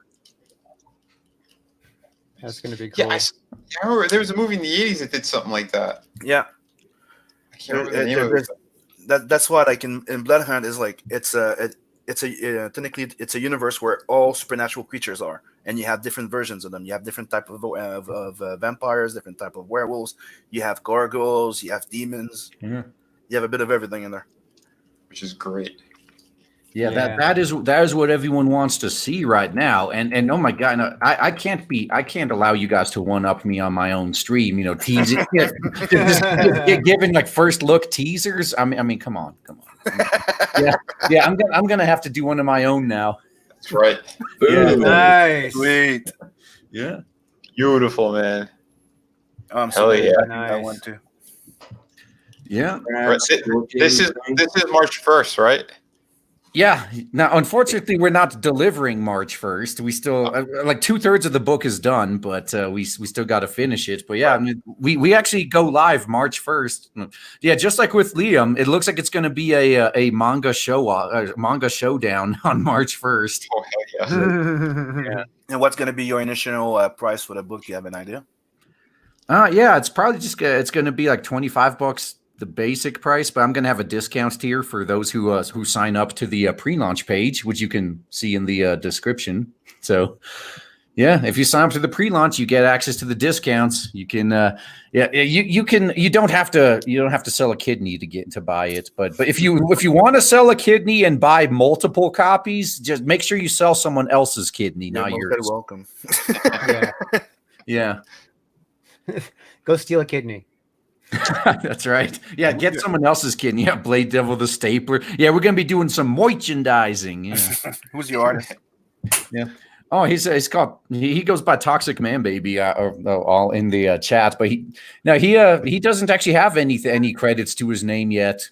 So this is gonna be the first one. Yeah, it was just like when Rob Willis just suddenly showed up with Shinobi Sasquatch. Everyone's like, "Whoa, who the fuck is this guy?" Like, he was just some random tattoo artist, I guess. Decided that he can do comics, and he already outperforming almost everyone else. I expect that we're going to see a lot more of that in the future. That's the kind of environment I'm hoping to help create. Because these are the types of people who'd have been gate kept out of the industry in favor of some Tumblrina. Oh yeah. Well, yeah, people have heard my rants about the industry. I'm not shy about it. Same here, and my bro Joe Balls too. Yeah. Well, yeah. Yeah. Oh yeah, we're hoping to change things. Once the entire business model, once the business model becomes a meritocracy, which is what crowdfunding is, because we know how this works. I mean, there have been people who showed up on Ethan's stream to shill, and they got like maybe 1 or 2 backers if they got lucky. Yeah, so it's not enough to get it out there. You actually have to create something that's worth buying in the first place. Yeah. So. And you have to promote it, get it out there before you launch your campaign. Don't wait till you launch, because nobody's going to hear from it. They're going to start hearing from it at the end. Yeah, that's right. No, just one day. It's like, oh yeah, by the way, here's my campaign, and nobody outside of your small group is even going to be aware it exists. Yeah, and encourage fan art. Yeah, reach out to promoters, go advertise it. Yeah, that's huge. Yeah. Yeah, encourage fan art as well, because then now that if you got some really talented artists making fan art of your stuff, now it can get annoying when they're more talented than you are. but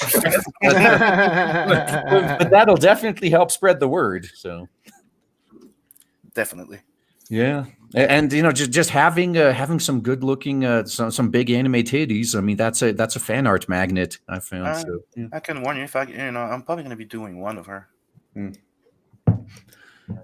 Yeah, now both of us are like, fuck. Now we just have to make sure we deliver. Yeah, we can't. Yeah, you will. Yep. Yeah. So I have an exclusive tease going on here. If you want, no one has seen too many graphics from Rise the Pirate King. I can show you some of the little teasing artwork, because this is going to be used to promote in the video and whatnot. So Ermagerd, an alt-right Nazi. Yeah, he might get accused of that. I've been accused of that a few times. It's just kind of funny though. It's like, well, I mean, in current year, anyone to the right of Stalin is alt-right. I mean, I've seen moderate Democrats get called conservative and right-wing. Yeah, the names that I get called these days is unreal, because I just call shit out like I see it. You know what I mean? I don't give anybody any slack. So, the Nazi word gets thrown around pretty loosely. Oh, and everything gets thrown around with reckless abandon. Of course. Yeah, and as I was bringing up with Mandy, the one of the biggest tragedies could be that if everybody's being called a Nazi, just imagine kids growing up in this environment and they're thinking, everyone who's actually being reasonable and not just, an emotional wreck is being called a Nazi. Maybe the historical Nazis weren't as bad as they're telling us. Yeah, that's the issue I see with it. Like, if you think I'm a Nazi, either you think the Nazis weren't that bad, or you've got a misconception of what I'm doing with my life. You know what I mean? Yeah, man, this is some great slideshow, by the way. And I really love that scene from the bridge of the ship too. That you can't have a sci-fi without at least one. Exactly. Yeah, this stuff looks amazing. Make it so. Yeah, make it so. Oh, okay. So as you scroll through that, I actually got to go through some more. I think some more shekels came in. Gonna have to make sure I don't get too far behind on that. Yeah. Oh yeah, Albine Fox. Thank you for the 2. So RG put a Fox character in Blade Devil so I can draw her. Well, there's probably going to be a Fox character for the company logo. I mean, is that close enough? Yeah. All right. Okay. So I think all the links should be in there. Very cool, man. Oh wait, so he really is a space trucker, huh? He's got his bed right behind him, huh? That's actually a shuttle. That's not his hauler. This right here, this is actually a shuttle. His bed is in the hauler is actually on the lower level. Which if you've read the books, you know, like the last couple pages where you see where the bunks are. Oh yeah, they had you had the schematic, yeah. Right. Yeah. Yeah. So this is actually because he's going in this part of the book. He's going here to get repairs. This is Barney's freighter, Barney's shop. You know, and then Barney is there working on the thing. This is not in sequence, by the way. So he's here. He's taken this shuttle. That's one of Barney's shuttles to go down to Ceres to get a drink. This is Ceres right here. Looks like a hive of scum and villainy. And now I get banned from YouTube, man. But no, that was quick enough. That's all good. You know what? Believe it or not, the one it's funny how YouTube just says certain things are completely unacceptable, whereas other things are. Artwork is one of those things that they don't have issues with. So I mean it's you go around YouTube, you'll see there's so many.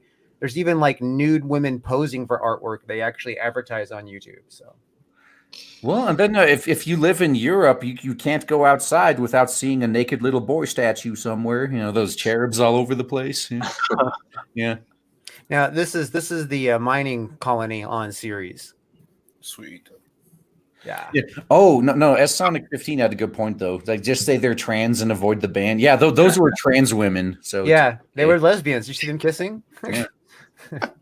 Yeah. Isn't that crazy? That's how you get in out. Holy shit! Oh, man. Yeah, I'm sorry. I didn't know that was in the mix. Anyway, I didn't know that was in there. I think I left that in there because I used it to edit. But oops. Yeah, I'm just gonna have to private the video. No, I've had to do this a few times.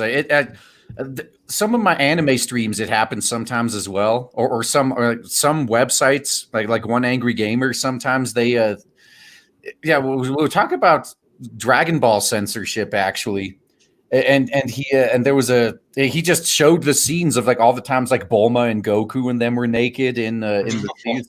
So I was just okay, fine. I'm just gonna have to, after the stream is done, you just got to private the video and clip those pieces out. And was it 15 hours later when it's done processing, then you could put it back up. But so you're able to clip it while it's still a live action thing.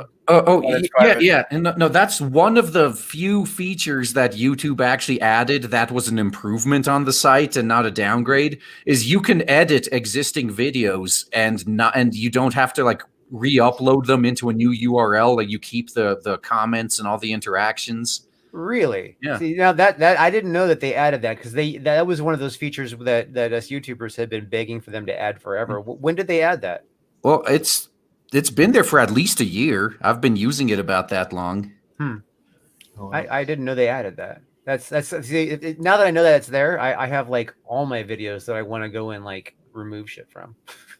It'll take forever. That's all I'm going to tell you, because I mean they do the processing on their end, but it literally does. So I start it before going to sleep, and I wake up the next day and I'm at lunch at work and it's still processing. So do they allow you to add like anything to it? Like if you're able to edit it, can you actually add stuff to the clip? Like overlays or anything? No, you can just they do overlays and cards and things like that in their regular interface, but no, you can only clip things out.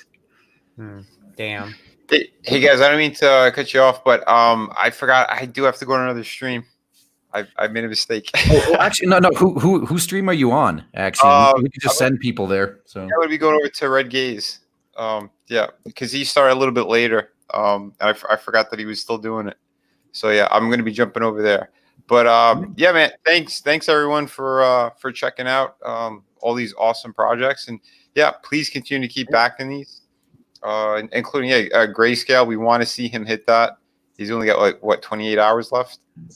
Yeah, actually, he may have already made some progress. Let me look at that. So actually, I got the next project from Sim here. Yeah, the Tales from the Natverse, which is in pre-launch, launching sometime in March. So hopefully not competing head to head with with Rex Planet. But look, you got the titties too. You'll be fine. Yeah, It's complementary to CG Jumpstart. In CG Jumpstart, you get the new story of Nat the Merc, because Nat the Merc is a property that I published the first time in 2012. So Tales from the Natverse is a reprint of all those short stories that were published in a French magazine. Right. That is cool. Oh, nice. That all leads to the new story of Nat the Merc that's starting in CG Jumpstart. That's going to end up its own book, because I'm bringing that character back, and it's an entire universe. All right, so that's why you got the little subtitle there, huh? The prelude. All right. All right, guys, I'm gonna jump. So I'll see you guys later. See you, buddy. Thanks for hanging out, man. And no problem. Thank you. Bye. no problem. See you. And in it, you get two ones that were unpublished yet, and then depending if we reach a stretch goal, there's going to be a new one. Oh yeah, that's the color version of the banner. All right. Yep. That's awesome. That's I love those colors, man. Those vibrant colors are totally remind me of Heavy Metal Magazine, man. It is the big inspiration. Oh, and I got to ask though, like, is that a tattoo on his chest, or did he shave his chest hair into that pattern? That's his hair. That's his chest hair. Okay. He's that vain. Yeah.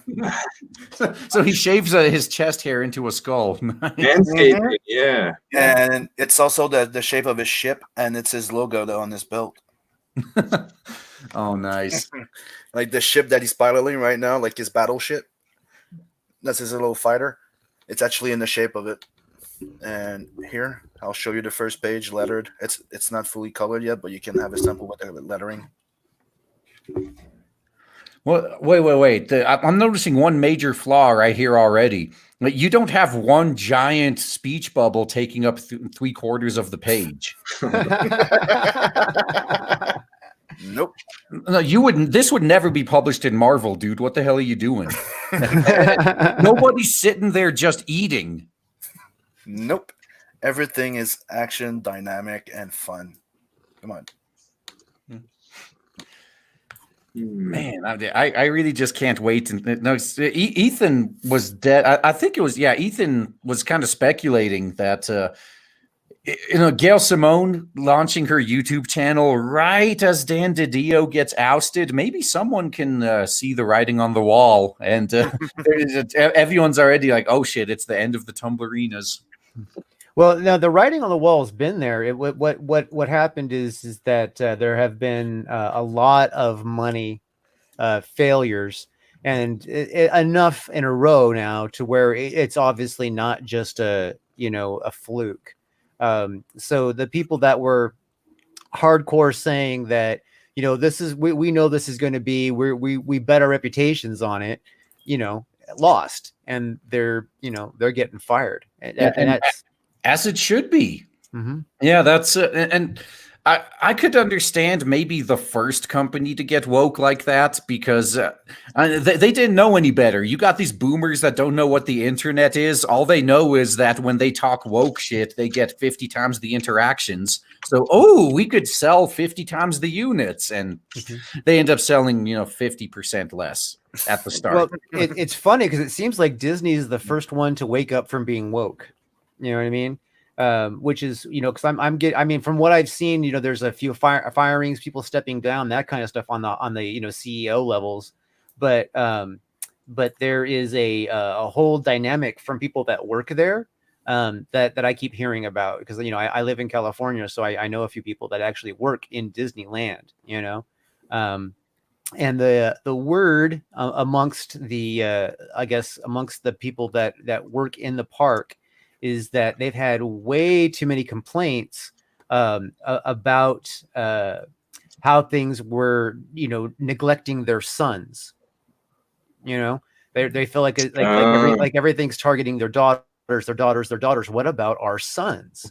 And they used to have a whole lot of stuff for boys in Disneyland, and they thought that this whole new Star Wars thing was for boys, right? But the only boys they feature, they feature Poe and Finn a little bit, but not at Disneyland. They don't have a Poe walking around Disneyland. They don't have a Finn walking around Disneyland. They got a Kylo, and they got a Rey, and they got stormtroopers, and they got a Darth Vader. You know what I mean? So all the boys are villains. Yeah, or another thing you can do is you could still appeal to boys with female characters if they actually look good. But Right. yeah, we don't see that anymore. But yeah, you're right. It's everything is aimed at women now because they say this would be exactly like if all four of us just walked into the romance novel industry. It's like, there's not enough blood and guts in this romance industry. We need to make this more appealing to men. Yeah, we need to find out how we can make Harlequin novels directed towards a male audience. Yeah. It would effectively just turn it into porn. That would work. Yeah, but that would pretty much what it would be. Yeah. Exactly. Well, it's like what are they going to do next? They can try and SJW the porn industry and trying to make it all like targeted women who Well, they kind of are. I mean, there was that a year or two ago in Germany. They said they were going to make the government funded quote unquote feminist porn. Yeah. And obviously shit like that has to be government funded because no one's going to pay for that willingly. Well, I mean, Disney in general has definitely realized their mistakes with Star Wars because they brought Lucas back to save their ass. I'm surprised Lucas agreed to it. They probably gave him a whole chunk of money or some rights back. There's probably some money involved, but I think the biggest thing is a pride factor because everybody Lucas watching his properties get tanked, but also hearing. I mean, like everywhere except on television, because they don't talk about it like on the news. You blow your mind. You think that it didn't exist, but like on the Twitterverse, on YouTube, on Facebook, everywhere where they talk about it, the only thing people talk about is how much it sucks now. How could he not hear it? You know what I mean? Well, I mean, maybe I just have a skewed view of that because I've said before that I'm not going to sell out until I'm done. I mean, once Lucas, as soon as he sold the rights to Disney, that should have been, I'm wiping my hands of Star Wars, never dealing with this shit again. You guys can have it. If you still care about it, you don't sell out. Like, he had that outline and all the story stuff that he sent to them, and they're like, "Oh, we're gonna be great stewards of Star Wars. Don't worry, George." Mm-hmm. Kathleen Kennedy specifically. And there's a video clip of them talking somewhere about that very thing. Where he was all like, you don't worry, Star Wars is got a long life ahead of it. Mm-hmm. They promised to follow my script and all the direction I gave them. They went as far as going, yes, we will, and it was freaking Kennedy. And after that, they just went, fuck you. Yeah, and this was like a meeting in her office, and they were like signing papers and shit, and it was all fucking him over. You know what I mean? Seriously, he didn't even keep the money. He donated all the money. You know what I mean? So it's like. Well, he probably already had billions anyway, so he didn't. Yeah, this is actually why I believe that there probably was no money involved when they brought him back in, because when you already have billions, do you really give a shit? I mean, you have more. If you just want to die comfortably, you already have more than enough, and you got more than enough money that the next 3 generations of your family don't even have to work. So yeah, I don't understand that level of greed. Like, you've got billions of dollars. Why do you need more? I mean, it's like, why are you not figuring out ways to pay people more that work for you? You know what I mean? It's just. Yeah, or at the very least, if just randomly giving money to charity isn't your thing, fund the creation of things you like. I've said if I was a billionaire, there's so many manga I'd like to see made into an anime, but they're not popular enough. I'm like, okay, I'm gonna fund the Frank and Fran anime, even if I'm the only one that ends up liking it and watching it. I don't care. I would do the same fucking thing. Yeah, hell yeah. I mean, I would if I had that kind of money. I mean, the first thing I would do, you know what I mean? Obviously, it would happen in the, it wouldn't be like a transition, like instant. It would be something that would happen along the whole time. But I would make sure that everybody that helped me make that money was sitting pretty. You know what I mean? I can't imagine how many people, that were struggling for a freaking day job, help people turn people into billionaires, and it's like it's on their fucking backs. You know what I mean? It's just. That sounds very socialist, but you guys know me, and I'm not a fucking socialist. But it's like I don't want the government to do that. I want people to fucking do the right thing. Well, it's not socialist unless they point a gun at you. Yeah, exactly. If you do it voluntarily, that's not socialism. That's just giving to charity. Yeah, it's only socialism if you, and like say, if you were virtue signaling that other people have to fund the things you like. Yeah, that's socialism. Yeah, yeah. But no, I mean, if you're a fucking billionaire, it's your money. You could do whatever the hell you want with it. Like the only time I have a problem is when you start dictating how I'll spend my money. Yeah, right. Yeah, I hear you. Like, I'm like Joseph here. I'm an animator too. I do 2D and 3D animation. I studied that, so I would love to get to do animated series and stuff like that. Oh man, and so see, it's great that the two of you are here in particular, because this is one of the things I always complain about is comics. I want to do I want to be in 3 medium: comics, video games, and animation.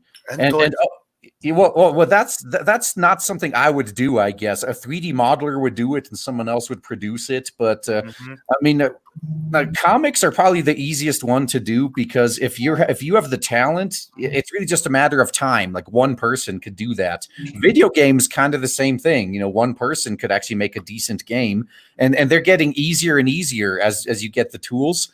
But animation, like holy shit, unless you're doing CGI.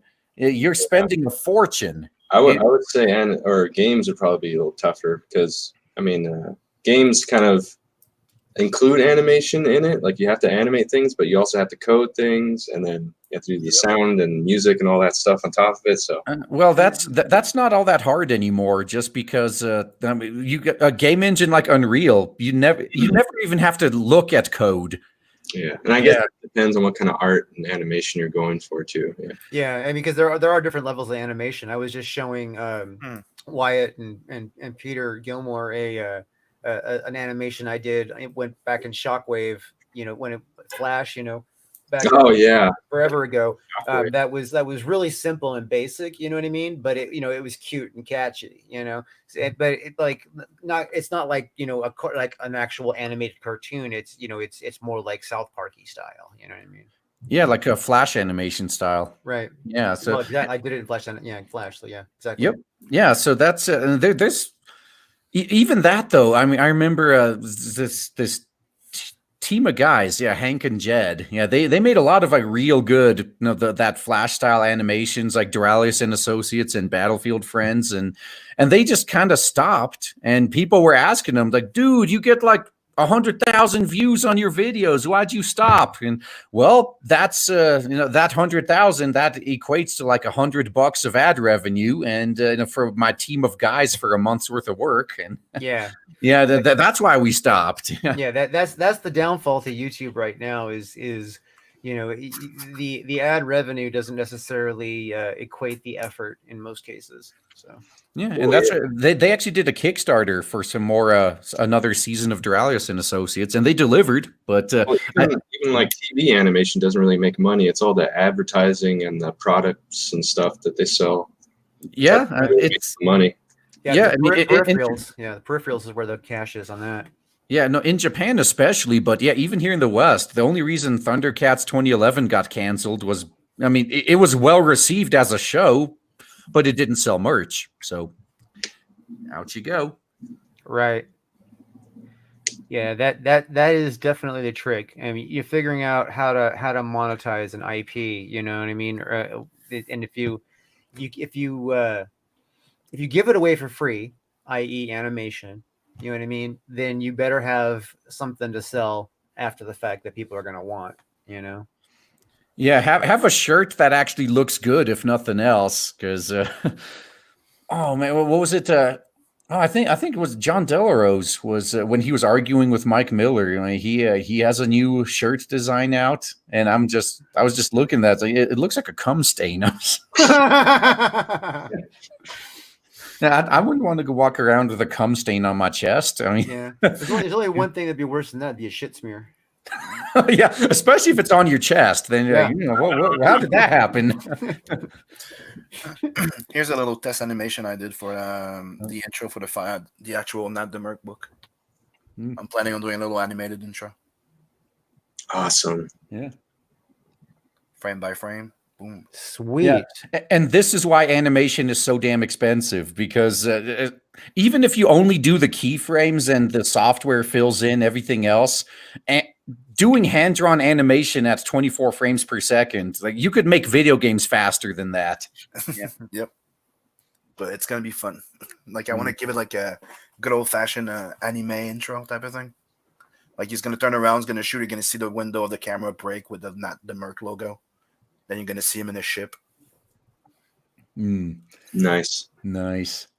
Oh man, and that's another thing that's really awesome about comics too, is you can very effectively just have these nice, these like movie level scenes in your head, and you could draw them out pretty well in comic form and not break the bank. That's yeah.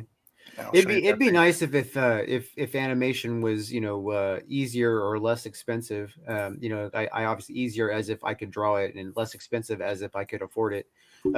Because I would love to do like a 15 minute or even just 10-minute little animated clip, like cartoon for Captain Love, because that would I could promote the fuck out of that, and draw attention to the property. Yeah, and this is why I'm a huge proponent of CG, and not Comicsgate as well, but I mean it was a computer generated animation like CGI. Right. And I've going back years, like people always give me shit for that in the chat. It's like, oh, you actually support CGI. It's like, well, yeah, I mean, and everybody supports CGI. Yeah, you was amazing. Yeah, you just hate the shitty ones. I mean, everyone who's ever said they hate CGI, I was like, well, what about Pixar? Like, oh, well, Pixar's okay. Exactly. We need to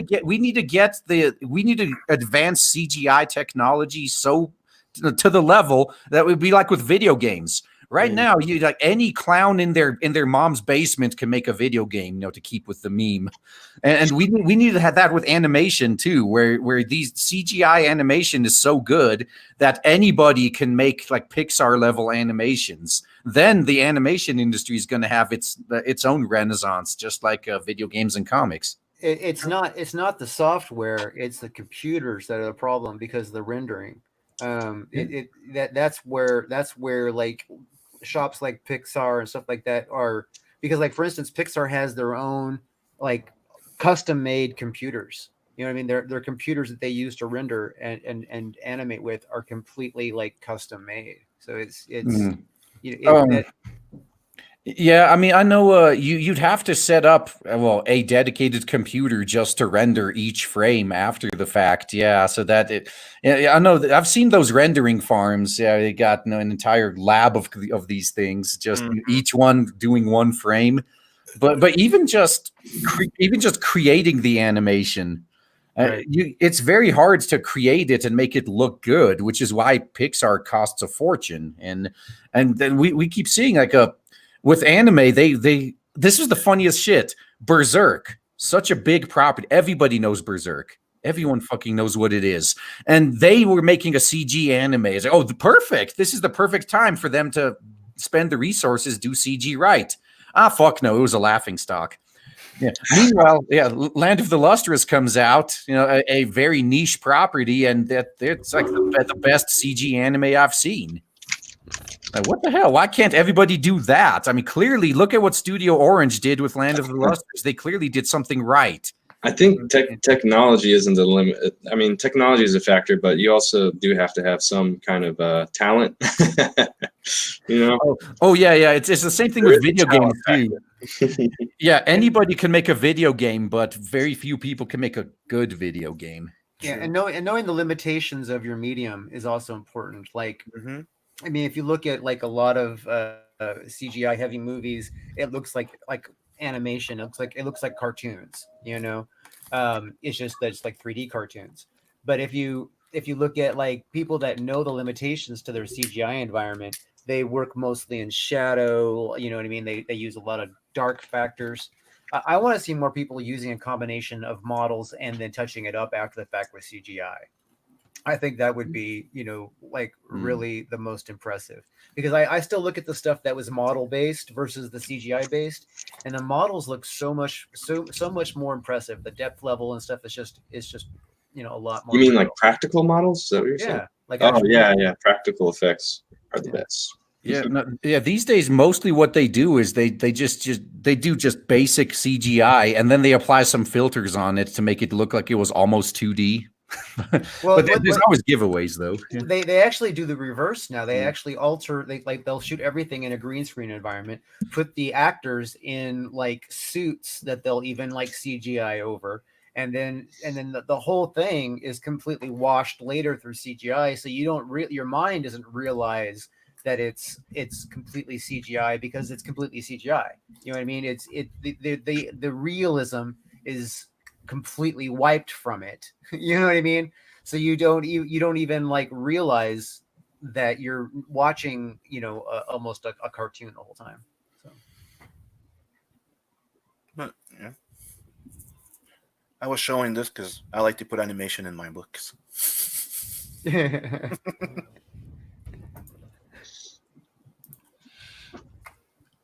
That's gonna be cool, man. So he's throwing his cigarette down. He turns around and points his gun at you. Yeah, shoots the camera, and then you're gonna see the glass shatter and the logo. Oh, nice. Yeah. So we got one more person. Yeah, we got one more person who snuck in here too, man. If you. Oh yeah. Yeah. Who snuck in here? Yeah. I came in because I wanted to smell Sim's hair. Hey, Liam. How you guys doing, buddy? What's up? I'm doing good. I can't even It's see not who much. it is I just 'cause- finished up it. It's Liam. It's Yeah. the one, the only, the creator of Xenotype, There we go. the Okay, founder of Conquest Comics. Hey, Liam, how you doing, man? I'm doing great. I'm doing good. How about you? Don't take it personally. There was an icon over yours. Yeah, that's why I couldn't see because they had something over your face or your icon over your avatar. So Sometimes it's for the best. Have you seen my complexion? Yeah, no, there's a reason he doesn't have his webcam on, but Yeah. I'm not suited up right now. I'm cheating. I'm Yeah, in everyone who's civilian not- clothes. as long as you're not like sitting there in drag, we're okay. No, Oh, that's no not, comment. That's not my. It's not my scene. Not my scene. Pants optional. no, it's not just pants optional. It's pants banned. We can't have that.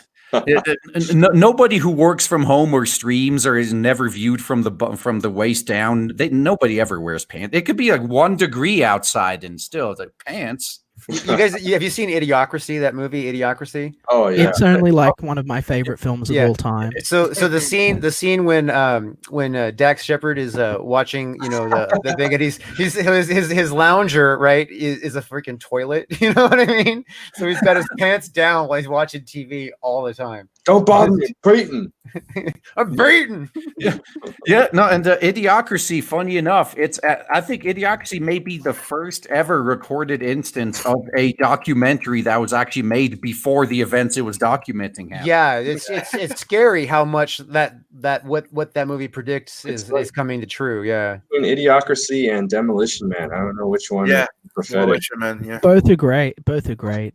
Both are Yeah. great. So I've been meaning to ask you, RGE, my friend, who does your colors? Is it your artist? Oh yeah, he does.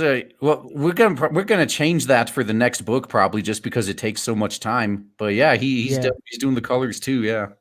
Yeah, it sort of, you've got, your book has this kind of Monster Boy feel to it. I really like it a lot. Like it's quite good. It's quite good. And we struggled with the colors, finding colors that worked. You know what I mean? Like, because Odie's style is so heavy with the sort of detail and thatching that.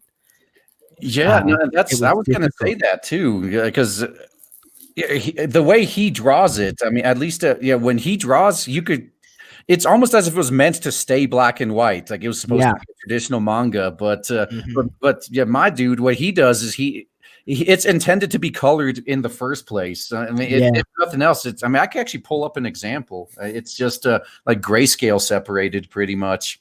Ooh.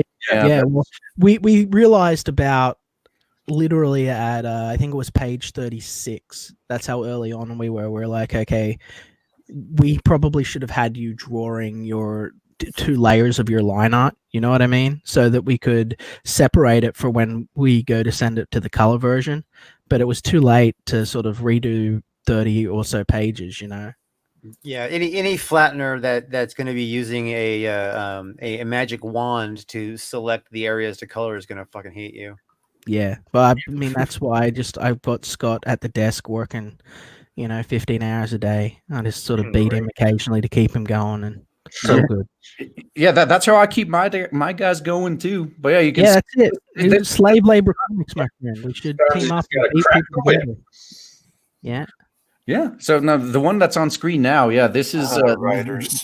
Yeah, this is basically how it is before we send it to get colored. So yeah, it looks good. It looks good. Yeah. It's always good. It's always good to have like a cup at the table too, because then when they cry, you're not getting up for a drink. You can drink those tears. Stay there. That's right. Get you an extra like 3 or 4 seconds of drawing a day. Yeah. But it's a solid style. I like it. Yeah.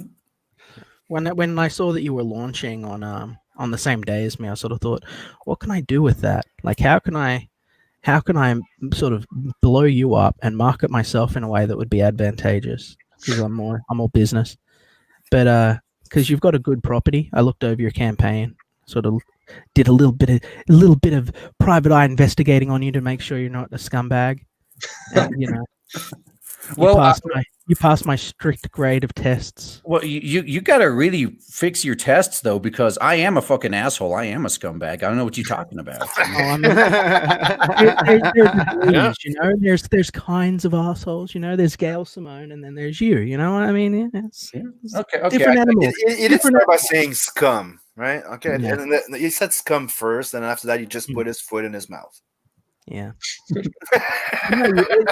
great. So that thing that she has there on her arm, is that some sort of companion creature? Is it just for that scene? Oh no, that's her demonic partner. Cool. Yeah. You don't get to see him for the first like half the book, but has he got a name? Yeah, it's Kaj. Kaj. Nice. Absolutely disgusting. Yeah. What are you talking about, man? This is our cute mascot character that we're going to be selling merch of, man. What are you talking about? Yeah. It's a bug. Yeah. Oh, dude! If you think this is gross, oh man, you definitely gonna have to pick the book up. We're gonna. There's so many spoilers we can't show, but I wouldn't be surprised if somebody like puked while doing a live review. That almost makes you want to do a live review just to see if I can puke during it. Yeah. I almost want to ask Joseph to do it. No. Yeah. I'm game. Yeah. Let's do it. Oh man, yeah, that would be it. See, even let's do a live reading. We all show up and we all do the voice acting. Yeah. Oh, like War Campaign does. Yeah. Man, but we probably use different voices. Well, yeah, less grating. Yeah. Less Quenzer. Yeah. We're not less Kwanzaa, yeah.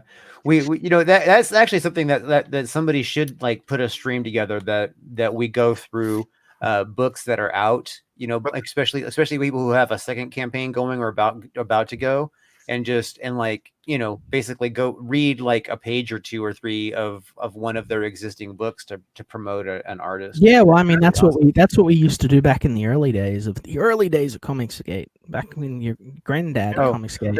Long before I was here. There's the guys from Reddit.5 that like to do like voice acting and voiceovers. Oh yeah, it'd be a great thing for them to start doing that stuff. Yeah. Yeah. So that aside, man, I'm actually pretty hyped for March 1st now. So we got 2 manga-inspired properties launching. I think we could get a competition going. I'm sure we could both benefit from that. Battle of the manga. Join the club.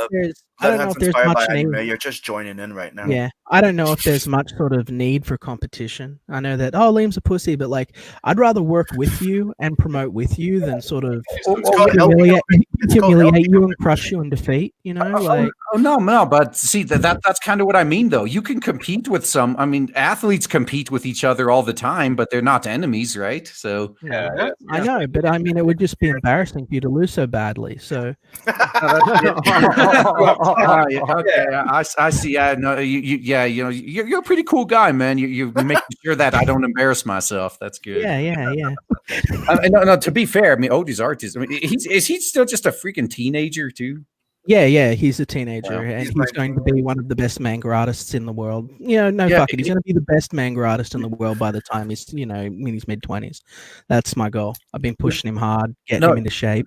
Now, see, no, your problem, what you got to worry about is as soon as you launch Xenotype, somebody with a lot more money than you is going to notice Doesn't him. matter. Doesn't matter. Doesn't matter. You don't get it, man. We have already been approached by the biggest publishers in the world. Oh shit! Like, he is with me because he knows how good what I'm producing is. Right? He is with me because he knows that I'm the best at what I do. It's just you guys don't know how good I am because you just don't have my book in your hands yet.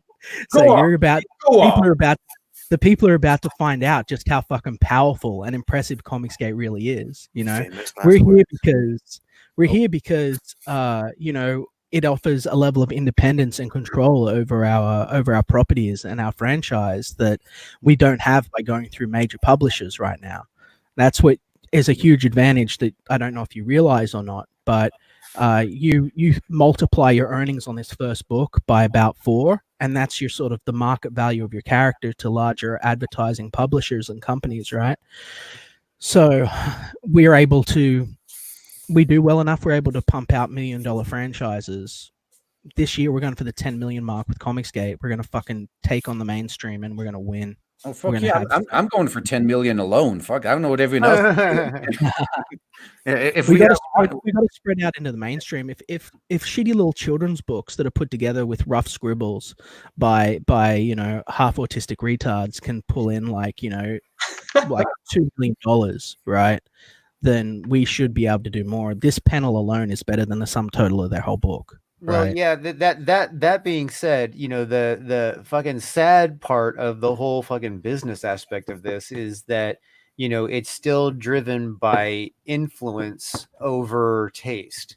So, like, if you're somebody who has followers, or if you're already a property that has a fan base, or, you know, whatever, you're working at an LC, you know, a LCS, and you know, are trying to play it safe. You know what I mean? It you know, we're climbing uphill. You know what I mean? Where these other guys are fucking just pouring downhill. You know what I mean? They're you know, they're just dumping their fucking shit onto a fucking slide, and But that's letting why it. they will always slide and be weak and not achieve anything, and we will become stronger. This and is better why I and know more that we're skilled. gonna dominate. Yeah, more Totally. risk, more reward. It's quite simple. We got the mix of everything here.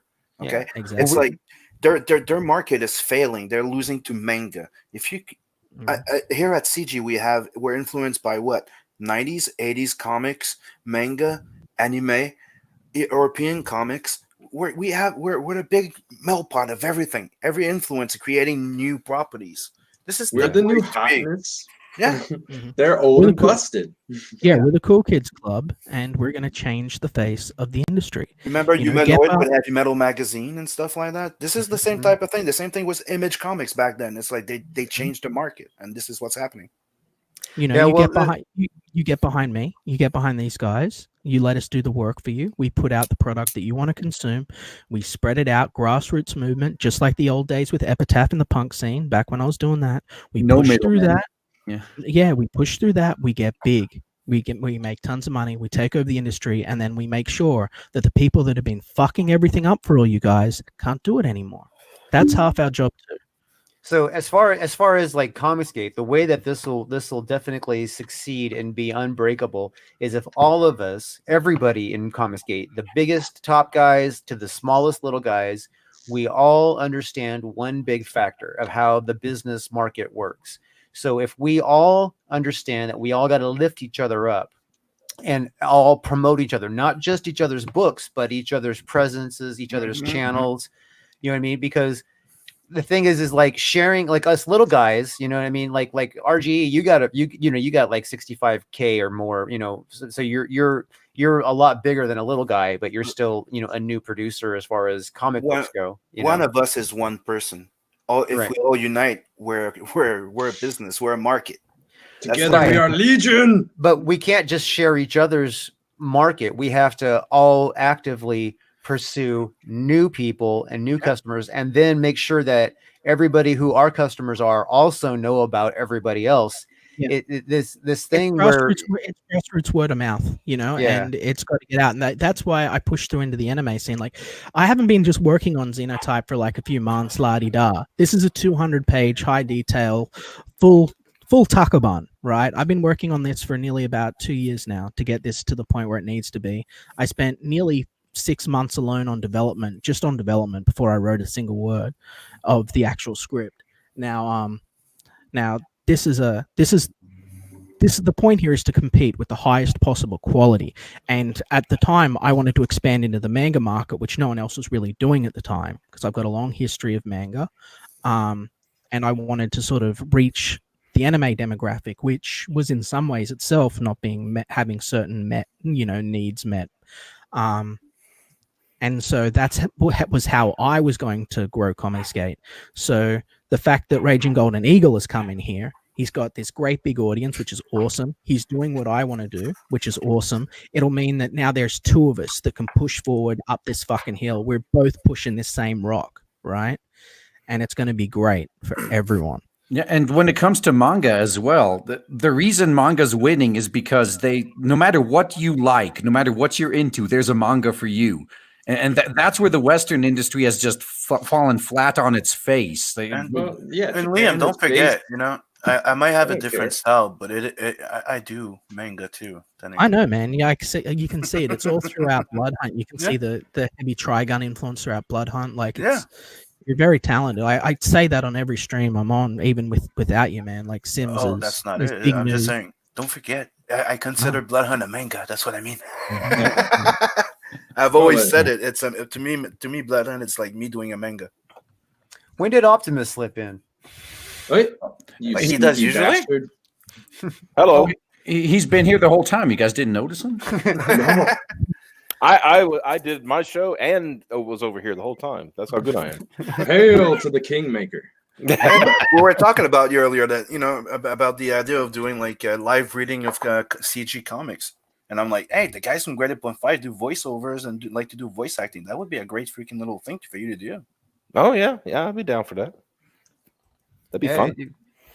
It would be fun, especially if you can bring people on that are actual, like, you guys do voice acting, but like do characters, because then you got a variety of things that can happen. What if I told you that before all of this happened, I was in talks with Vic about voice acting, and I've got plans for producing motion comics that will benefit not only myself but pretty much anyone else that I sort of want to pair up with my teams. What if I told you that I was already planning to sort of push motion comics out to YouTube and have, I don't know, half a dozen voice actors lined up that are professional? I would have to say I'm not sure what motion comics are.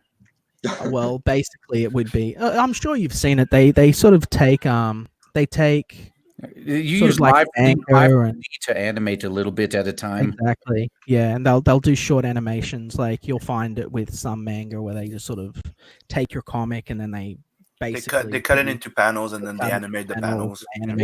Kind of like Kyle's campaign. Yeah. No. Yeah, but in a sort of story fashion, I suppose. Like, for example, but I know they did like a Hulk versus a Wolverine motion comic years ago. For example, like, if like Wolverine's smoking, if he's smoking a cigar, you'll see the smoke like moving. Oh, okay. And stuff like that, So it's not like limited animation. Very limited animation. Okay, I get it. So it's not true animation. It's kind of just like animating elements of an image. Exactly. Right. And it's scaled to the YouTube. The stuff I've been sort of experimenting with in secret is scaled to the YouTube sort of thing here. And I'm just at the moment I'm putting together the first chapter of Xenotype, so people will literally be able to just sit down and click it and watch almost like an animation of the entire first 24 pages of Xenotype play out like a short cartoon, because I figured that would be a good way of getting traffic in and engagement. And right now I'm about testing a lot of stuff. You know what I mean? Trying new things. And something's going on with puppies. I'll be right back. Trying new things, experimenting in secret. Those are things that she said. but hey, it worked out for her. Yeah, it did. Can't complain about it.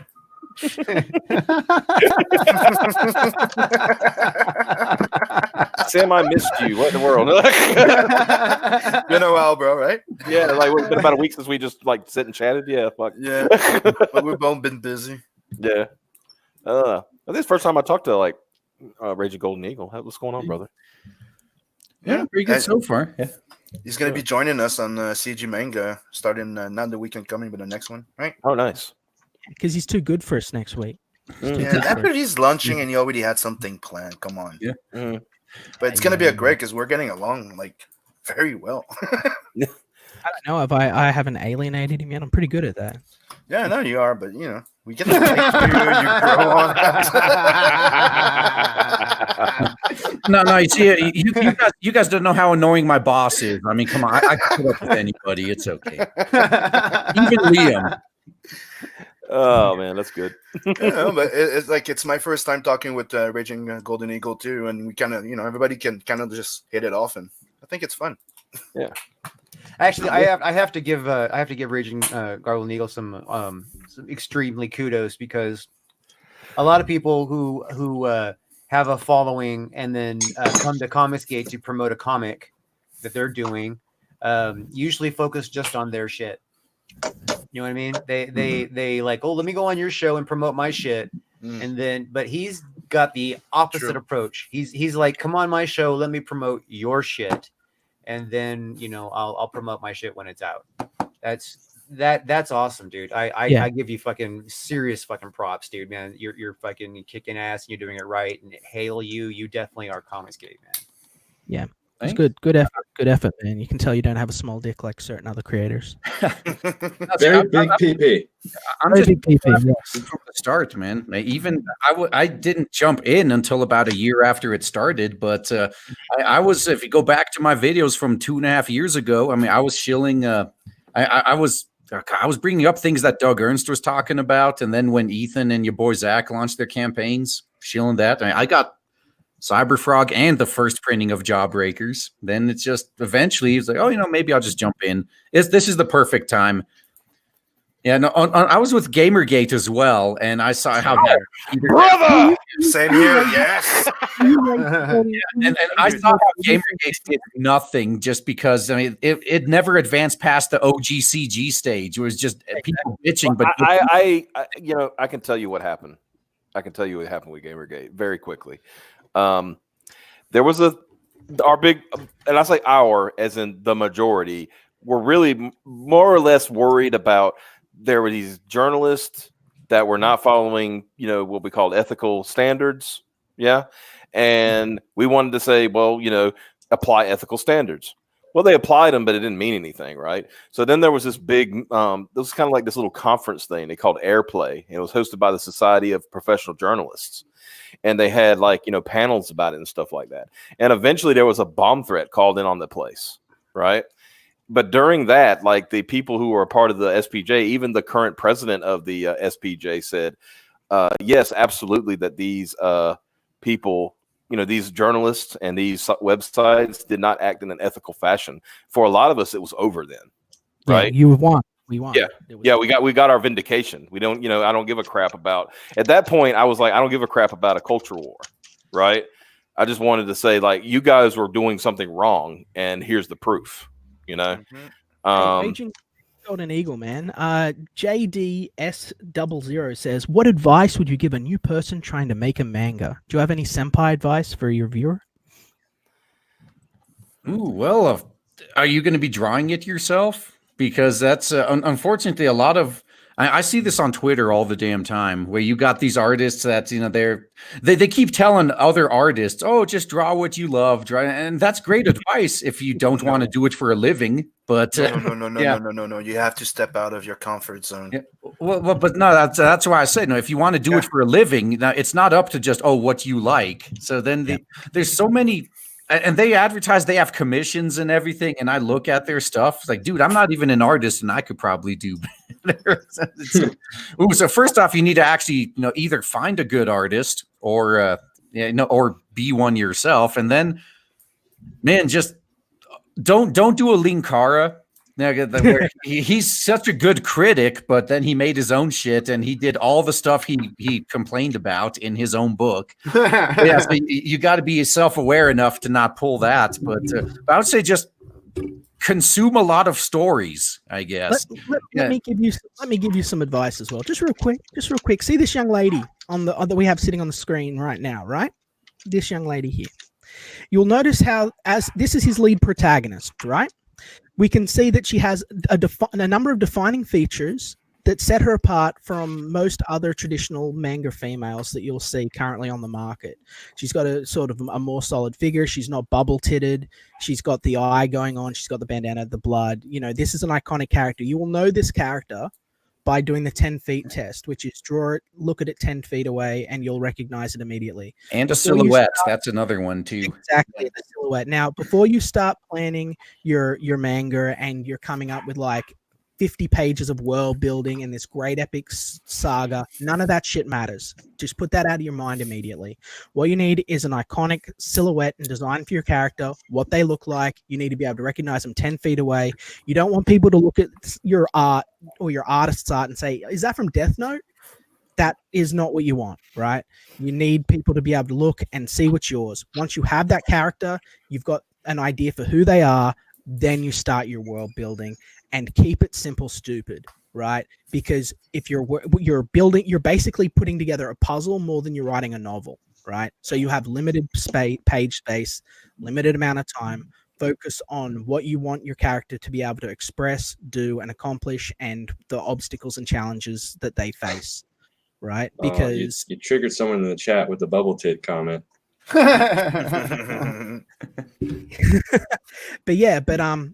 that would be my advice to anyone that's actually serious about wanting to do this, because there's common mistakes that people repeatedly make, and it's very much getting sucked into the minutia that you're not going to be able to put onto the page. You're there to serve the audience, right? And that's a lesson you will actually learn by being a dungeon master in D&D. Because a lot of first-time dungeon masters make that same mistake where they just create this immaculate world. They have hundreds and hundreds of pages of world building and shit. And the players throughout the course of the game see maybe 5% of that. So you just wasted your time. So don't bother putting effort into something that isn't going to be shown in some way anyway. Hey, RGE, are you an experienced dungeon master?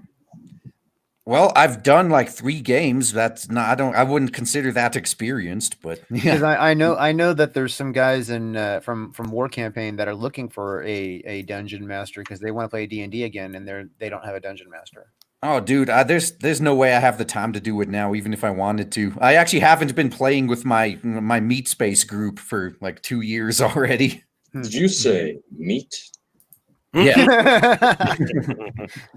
Well, I want to, before, even if you considered it, I want to remind you that the last time that War Campaign did D&D, one of their characters was humping a tree. We are talking about War Campaign. It's this War Campaign we're talking about. True. Yep. Yeah. I would have it no other way, man. You don't get more internet gay. Yeah. Now, was it just a regular tree, or was it an ant, or what was it? No. He climbed on a tree. Like apparently, I think I can't remember. It's been a while, but he climbed on the tree. It was Pan's character, and he was like supposed to look into the distance, but instead of looking into the distance, he got excited and started, humping the tree. Just found a little knot hole to insert. And the whole time he would go woo. And then his dick is just covered in splinters. Yeah, and then he termites. And I think he was fire mage, so he had his of course he had the ability called flaming hands. Oh. Yeah. So he had a lot of fun with that name. And Ro killed the first guy that was supposed to help them. Yeah.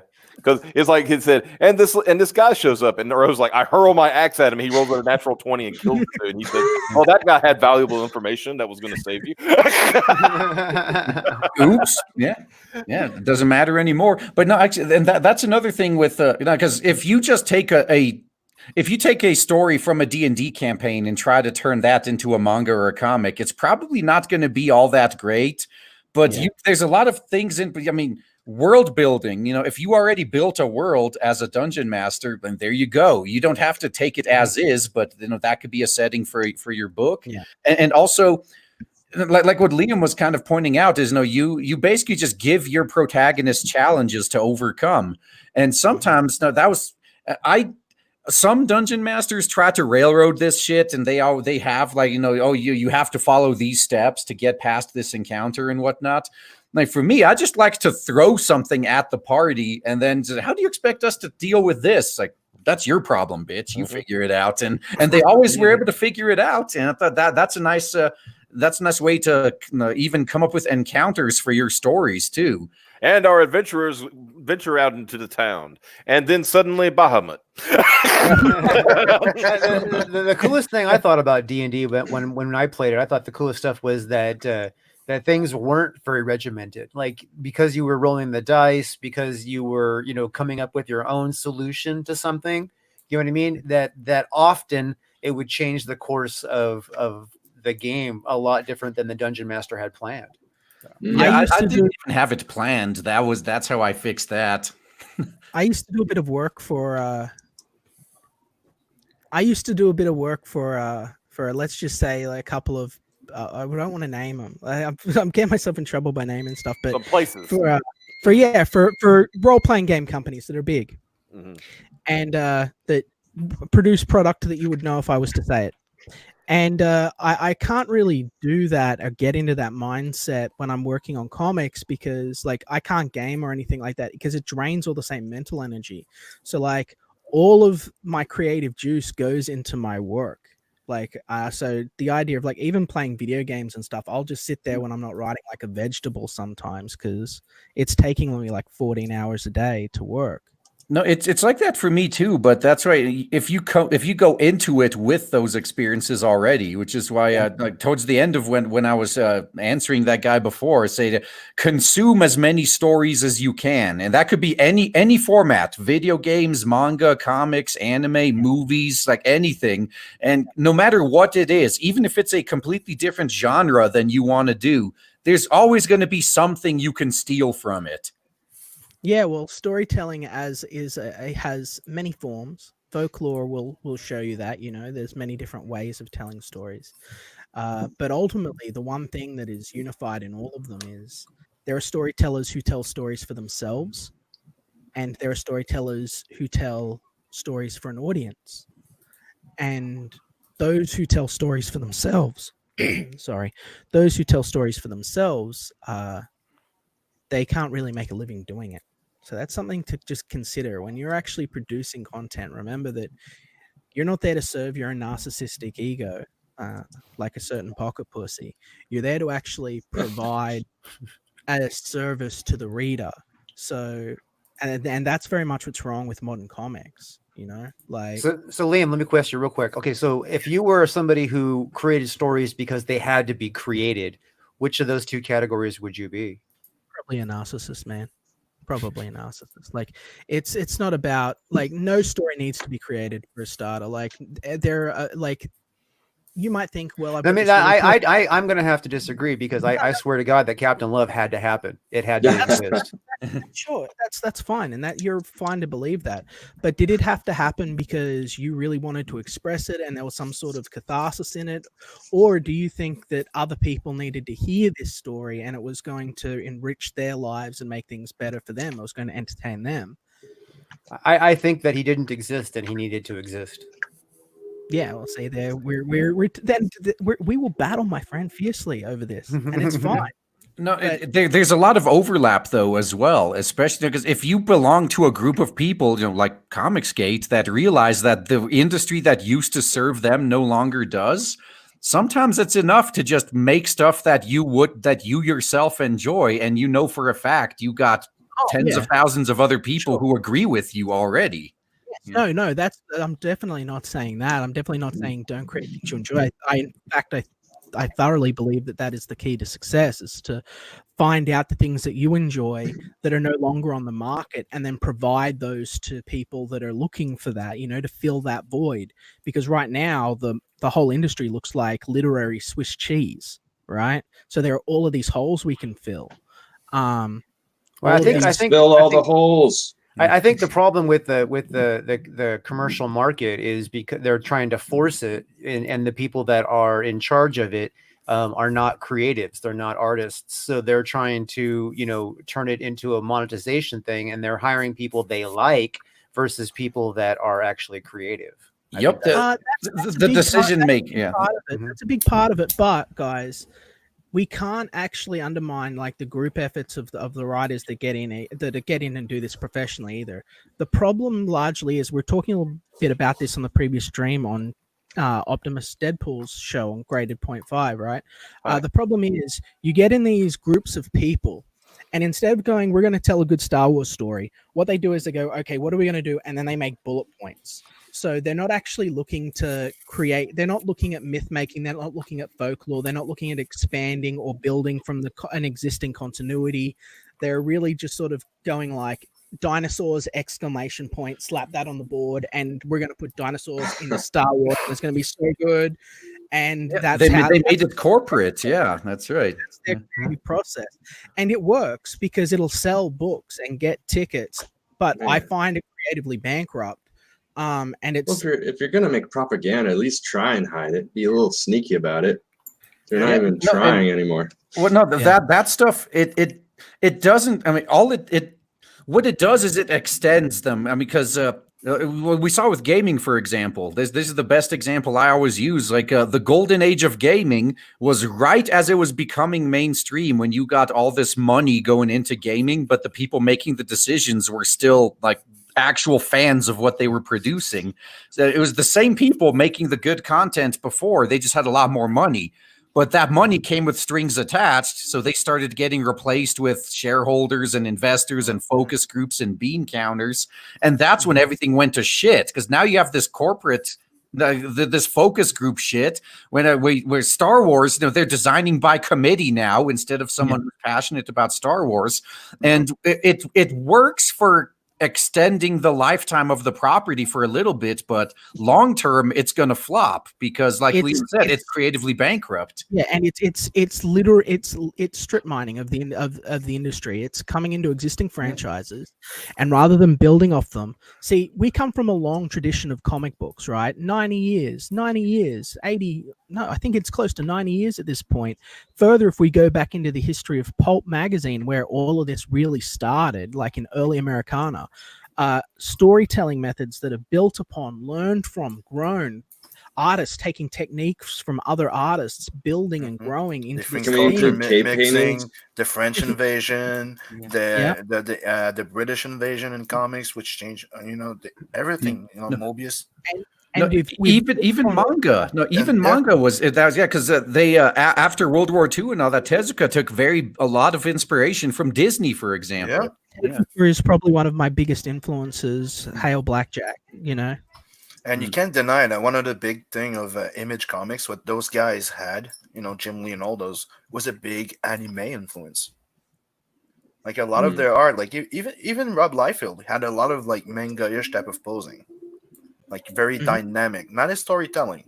But Rob Liefeld is somebody that cracks me up because he's like the original unoriginal. You know what I mean? Yeah. And now it's like there's so many people in the industry who are trying to break in or be successful copying his model, and his model wouldn't have worked if he didn't start doing it like when he did it. I mean, because comic books were like a huge thing, so you could just like slap shit together and let's take this element and this element and slap them together and let's make it a new character. You know what I mean? And an extreme version of everything, right? And you do that nowadays, and people like you're a hack. You know what I mean? Well, yeah, I mean, that's Blizzard was the same way. Blizzard used to set the trends. Now they're trying to jump on every bandwagon they see, and they're failing. I call it they chase the money instead of making the money. It's what Marvel started doing underneath a certain individual. And when that starts to happen, you run into problems because you're just. I mean, everyone's heard a million streams about it by this point, but that's the issue when you're chasing the money instead of making the money. When you're, like, the other thing is, right, stories used to have morals, and people don't like hearing that. People don't like hearing that because they think, I want more my content to be edgy and shit and stuff. And that's fine. That's fine. You can still have edgy content, and it doesn't need to be Aesop's fables. Like, it doesn't need to be Tetsuka style storytelling, but if your whole book is just pretty pictures, if the reader doesn't take anything away from the book, if they just consume it and move on to the next thing, you have failed to add anything to their life, and you have failed to really meet their expectations. And all we have in this world is time, right? So you've just stolen time from someone. And I can think of no greater crime besides perhaps violence against another person than to steal their time. And the what makes that even funnier is the NPCs of all people understand this, but they're going in the opposite direction. Is they put the morals of the stories they write. I mean, they write like flat out terrorists and villains and try to sell them to you as heroes. Like, hey, yeah. Oh, and Sierra DeFleur, thank you for the $5. Hey, quit beating your meat so hard, man. So, yeah. so Sierra DeFleur sends $5. Is someone once told me, if you can't find something you want to read, write it. Yeah, that's right. No, it's my Mexican neighbors. They're always setting off firecrackers. Yeah. Is that what it was? It sounded like something completely different. Yeah, I guess that's like a thing in Mexico, and they just shoot their guns in the air. No, it's one of the things that Michael Turner told me when I met him. When he's like, "Do you really want to work on a Batman or Spider-Man thing?" I go, "No, not really." Yeah, I'd rather just work on my own shit. Yeah. It's like, what would you like to work on? I'm like, something like legends, myth, sci-fi or something. He goes, "Do you have anything like that?" I go, "Yeah." No, work on your own shit. Yeah, that's one thing that blows my mind. It's like you see all these people that are just, oh, I gotta go work for Marvel, I gotta work for DC, I want to work on Batman, I want to work on Spider-Man, I want to write for this, I want to do that, and it's like, okay, but why? I mean, I'll answer you because this is a legitimate that's a legitimate question. I think that's okay. A lot of the big guys, they sort of have got their sort of chance, and a lot of the guys that are talking right now are artists. But to me, as a writer, as an author, I want to be able to write for Spider-Man because at a very dark point in my life when I was a child, I learned about 3 very valuable lessons from comic books that I would not have had an opportunity to learn from people in my life because I didn't have those kind of people to learn from in my life. And that allowed me to get through very difficult points in my life that I would not have otherwise. So I want to write for Spider-Man and for Marvel and make good stories, or at least I used to, because that was the whole driving point of my life and for years to train to do that. But I wanted to do that because I wanted to pass along that tradition that had been passed down to me to another, to someone else, to other people.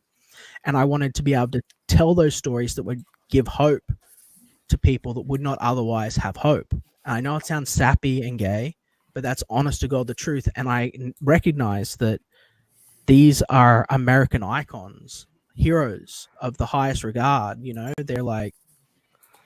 They're role models for kids, and that's why defacing them is the worst atrocity.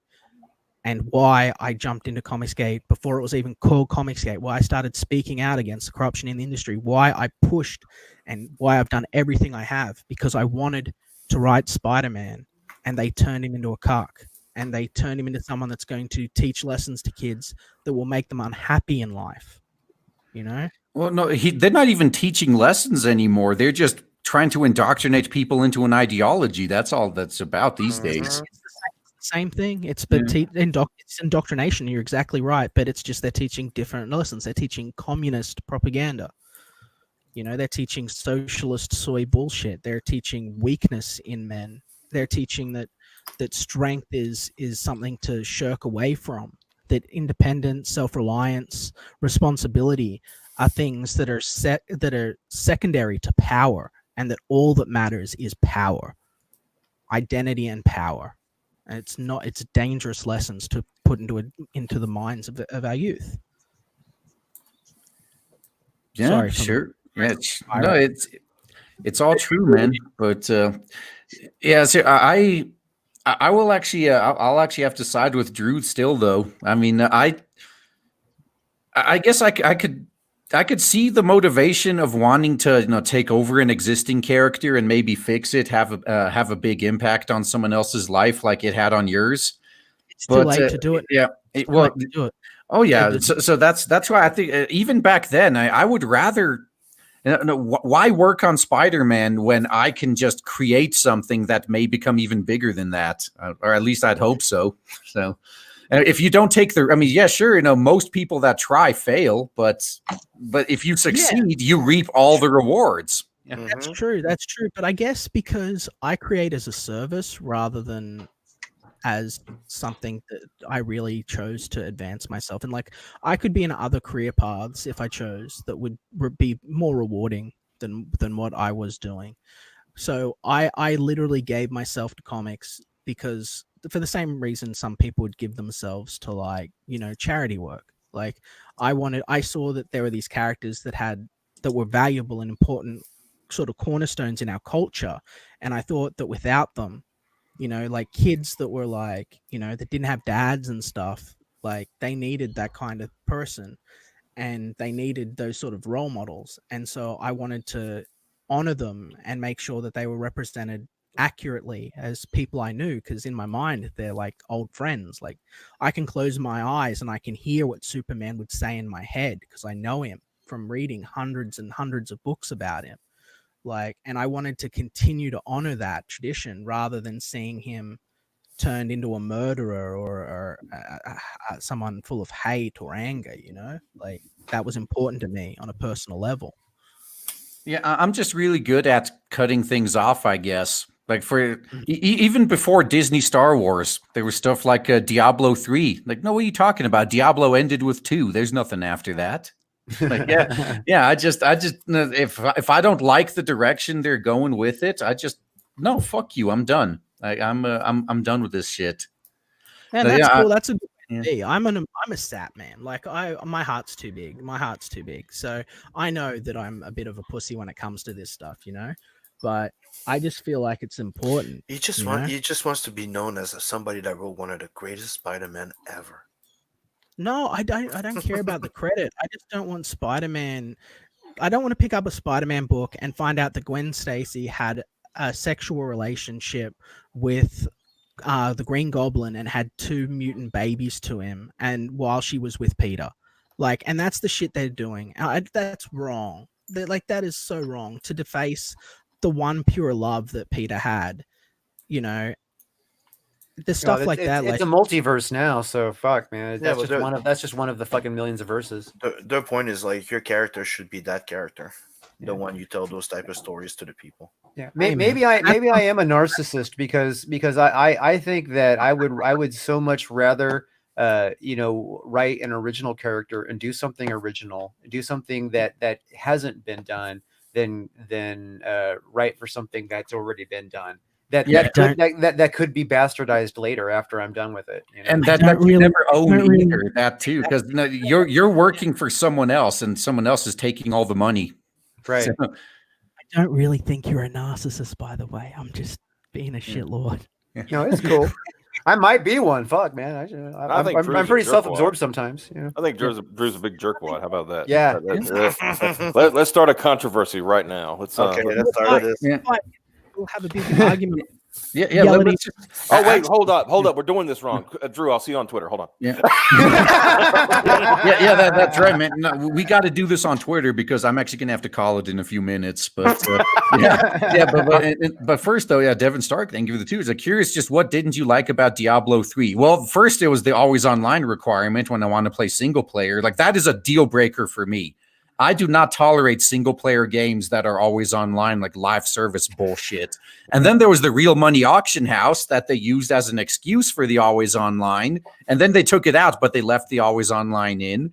And then how they noobed up the entire character advancement process. You don't even know you can select other abilities and shit unless you look.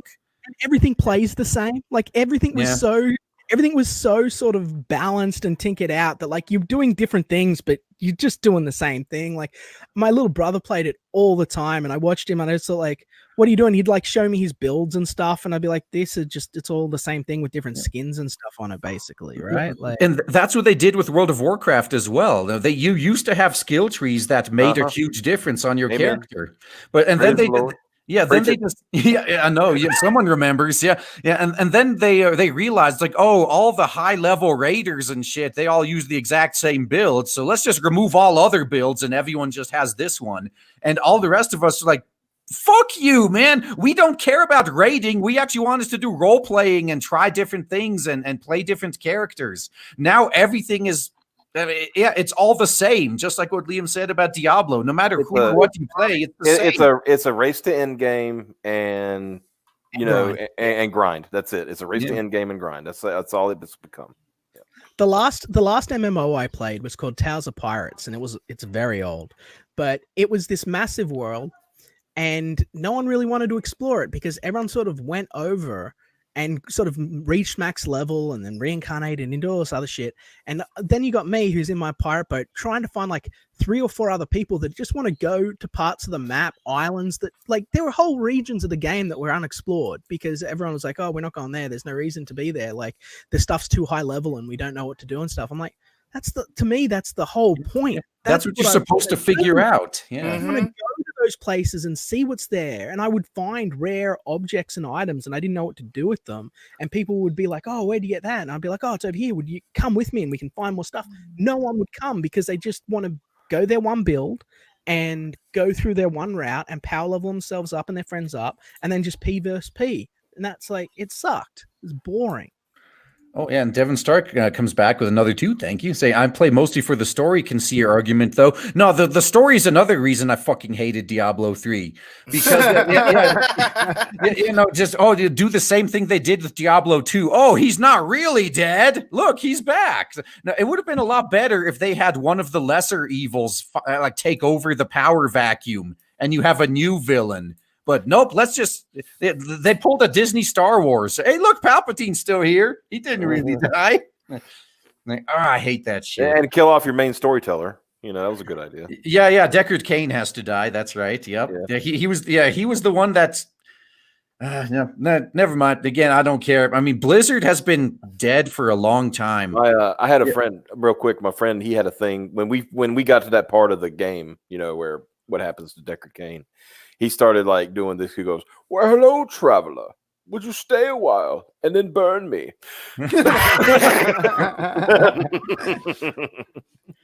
I refuse to play the online requirement games. I won't even buy one or even bother with one when I realize it's an online requirement. It's same here. Man. Same here. I bought Ark, like the dinosaur building game, for my Switch as something. I thought, cool, I'll ride around on a dinosaur and build fortresses and shit. I got it home, and it's like, oh, you need an internet connection and online play to play it. And I thought, why the fuck I buy the disc? Like, what the fuck? What's the point? Exactly. It's like if you got to fucking download it anyway. No, discs in general have been kind of worthless ever since patching became commonplace, especially for MMOs, funny enough. But yeah, for all my ranting about Diablo, I would say at least play 1 and 2, though those were, and even for the story too. If you said, no, you play it for the story, like, man, the fucking side characters you don't even get to see in the lore, like Talarasha in Diablo 2. It's like, now that is a proper, like, well-written character who never actually even fucking shows up. You just read about what happened to him. Yeah, I mean, technically, you see his body when Bale comes out, for Lord of Destruction, but yeah. Speaking of games that I loved for the story, man, I loved those Splinter Cell series, man. Yeah, Tom Clancy is fucking this shit, man. That was okay. Okay. Simon's like, fight. Simon's like 8 out of 10. It's okay. Well, anything less than a 9.5 is kind of meh to me, but it was okay. Yeah. But I mean, if we're going off the IGN scale of reviews scores, yeah, that sounds about right. One of my favorite game is Borderlands, and I really like the. I haven't played God of War. The God of War was fucking badass, though. Yeah, the first 3, yeah. First 3 were amazing, and the story in the last one was shit. Boy, but boy, the fucking gameplay was amazing. I really liked the gameplay, and I really liked the first Knights of the Old Republic. That game was fucking pretty badass too. Yeah. Oh yeah, man. That's I'm still so mad at Disney for that. Like, oh well, these Marvel guys, yeah, they could adapt all this content. We have to create new stuff. We have nothing to adapt. Like, bitch, you did, but you threw it out. Oh no! Yeah. But What do you guys know? Do you guys know of any truth to the rumors that the reason why they had to change everything and throw it all out is because Lucas had IP rights to characters and story it. arcs? I'm gonna raise your conspiracy theory. I think that they planned from the fucking beginning because they got when they bought Star Wars, they got Lucas's scripts, right? That was part of the deal. Right. I think from the very beginning they planned to make 3 garbage films doing whatever the fuck they pleased, just for the lols of it, because they always planned to re-release Lucas's scripts after they were done. And they knew that, you know, if they can essentially tank those 3 films, they can just do whatever the fuck they want. And if they don't make money, not a big deal, because they'll be able to lure all of the audience that said, fuck this, we're walking away back no matter what. If they say we're going to release, you know, a new episode 7 and it's the one that Lucas wrote, you know, and that's what I think will happen. And it will be fully CG with all actors that are either passed away or dead, or just not in it at all. Like they'll just be voice actors, and it'll all like they did. It'll just be all CG. Man, but they must have underestimated how they're not going to get anybody back unless they specifically decanonize the movies they already made. That's what I think they will do. Yeah, I think we're going to have our first ever like cinematic retcon. That's what I think's coming. I could be wrong. Yeah. Could be conspiracy theory, but you know, well, I do know that they're having issues over at Disney as far as like basic function shit, because like they missed a fucking $1 billion fucking move at Christmas time when the Mandalorian was out and they had the child character, the baby Yoda. Yeah, they did not have one for sale at Christmas time. Yeah, not any. It was so important to keep it a secret. Yeah. And they tanked their sales. I don't know if it was so important to keep it a secret as much as it is they are really out of touch. You know? Yeah, they are pretty stupid. Yeah, yeah. Hey, guys, that would have made them $1 billion. That I mean, just that. Hey guys, I want to let you know, we're only a multinational, multi-billion-dollar company. It's not like we could just create stock and then immediately ship it out as soon as the exactly, or buy the shit that people were already making and selling. It's like, hey, you know what? Let me charge you some licensing here or something. You know what I mean? It's like they did. I mean, there was people out there already 3D printing these fucking Baby Yoda childs. They were 3D printing them. You know what I mean? And it's like, what the fuck? You mean, holy shit! I just, and then they're trying to shut all these people down. It's just, I cannot believe they made that fucking big blunder. There are factions within the Star Wars community. Look at who was doing the executive production on Mandalorian compared to Jon Favreau. And his previous work within the Star Wars sort of universe, and look at who's running everything else. Everything's broken into factions and groups, and it's like DC recently with the whole Dan thing. There are groups that are for this big diverse takeover, and there are resistance groups, and I have to say though, Favreau is like actually my favorite character still from the Iron Man movies. I just fucking love Happy. We very well may be facing a situation that certain people within the franchise didn't want to make more money on something that wasn't theirs, purely out of creative idolatry, purely out of vanity, because it wasn't theirs. But yeah, speaking of that, I'm actually going to have to call it here, or else we could probably go on all night. And I got to be at work tomorrow. So work for Trumps. Hey, everybody who's watching, still back all our books. Back Captain Love, back Bloodhunt. I guess Raging Golden Eagle and Liam Gray's books are coming out on the first of the month. Back them then, and Optimus doesn't have a book. Subscribe to Grade 8.5. Yeah, subscribe to 8.5. Yep. Nice. So thanks for taking my show out of the way. Awesome. Yeah, all the links are in the description, and I'll be seeing you guys tomorrow. So have fun. Peace, guys.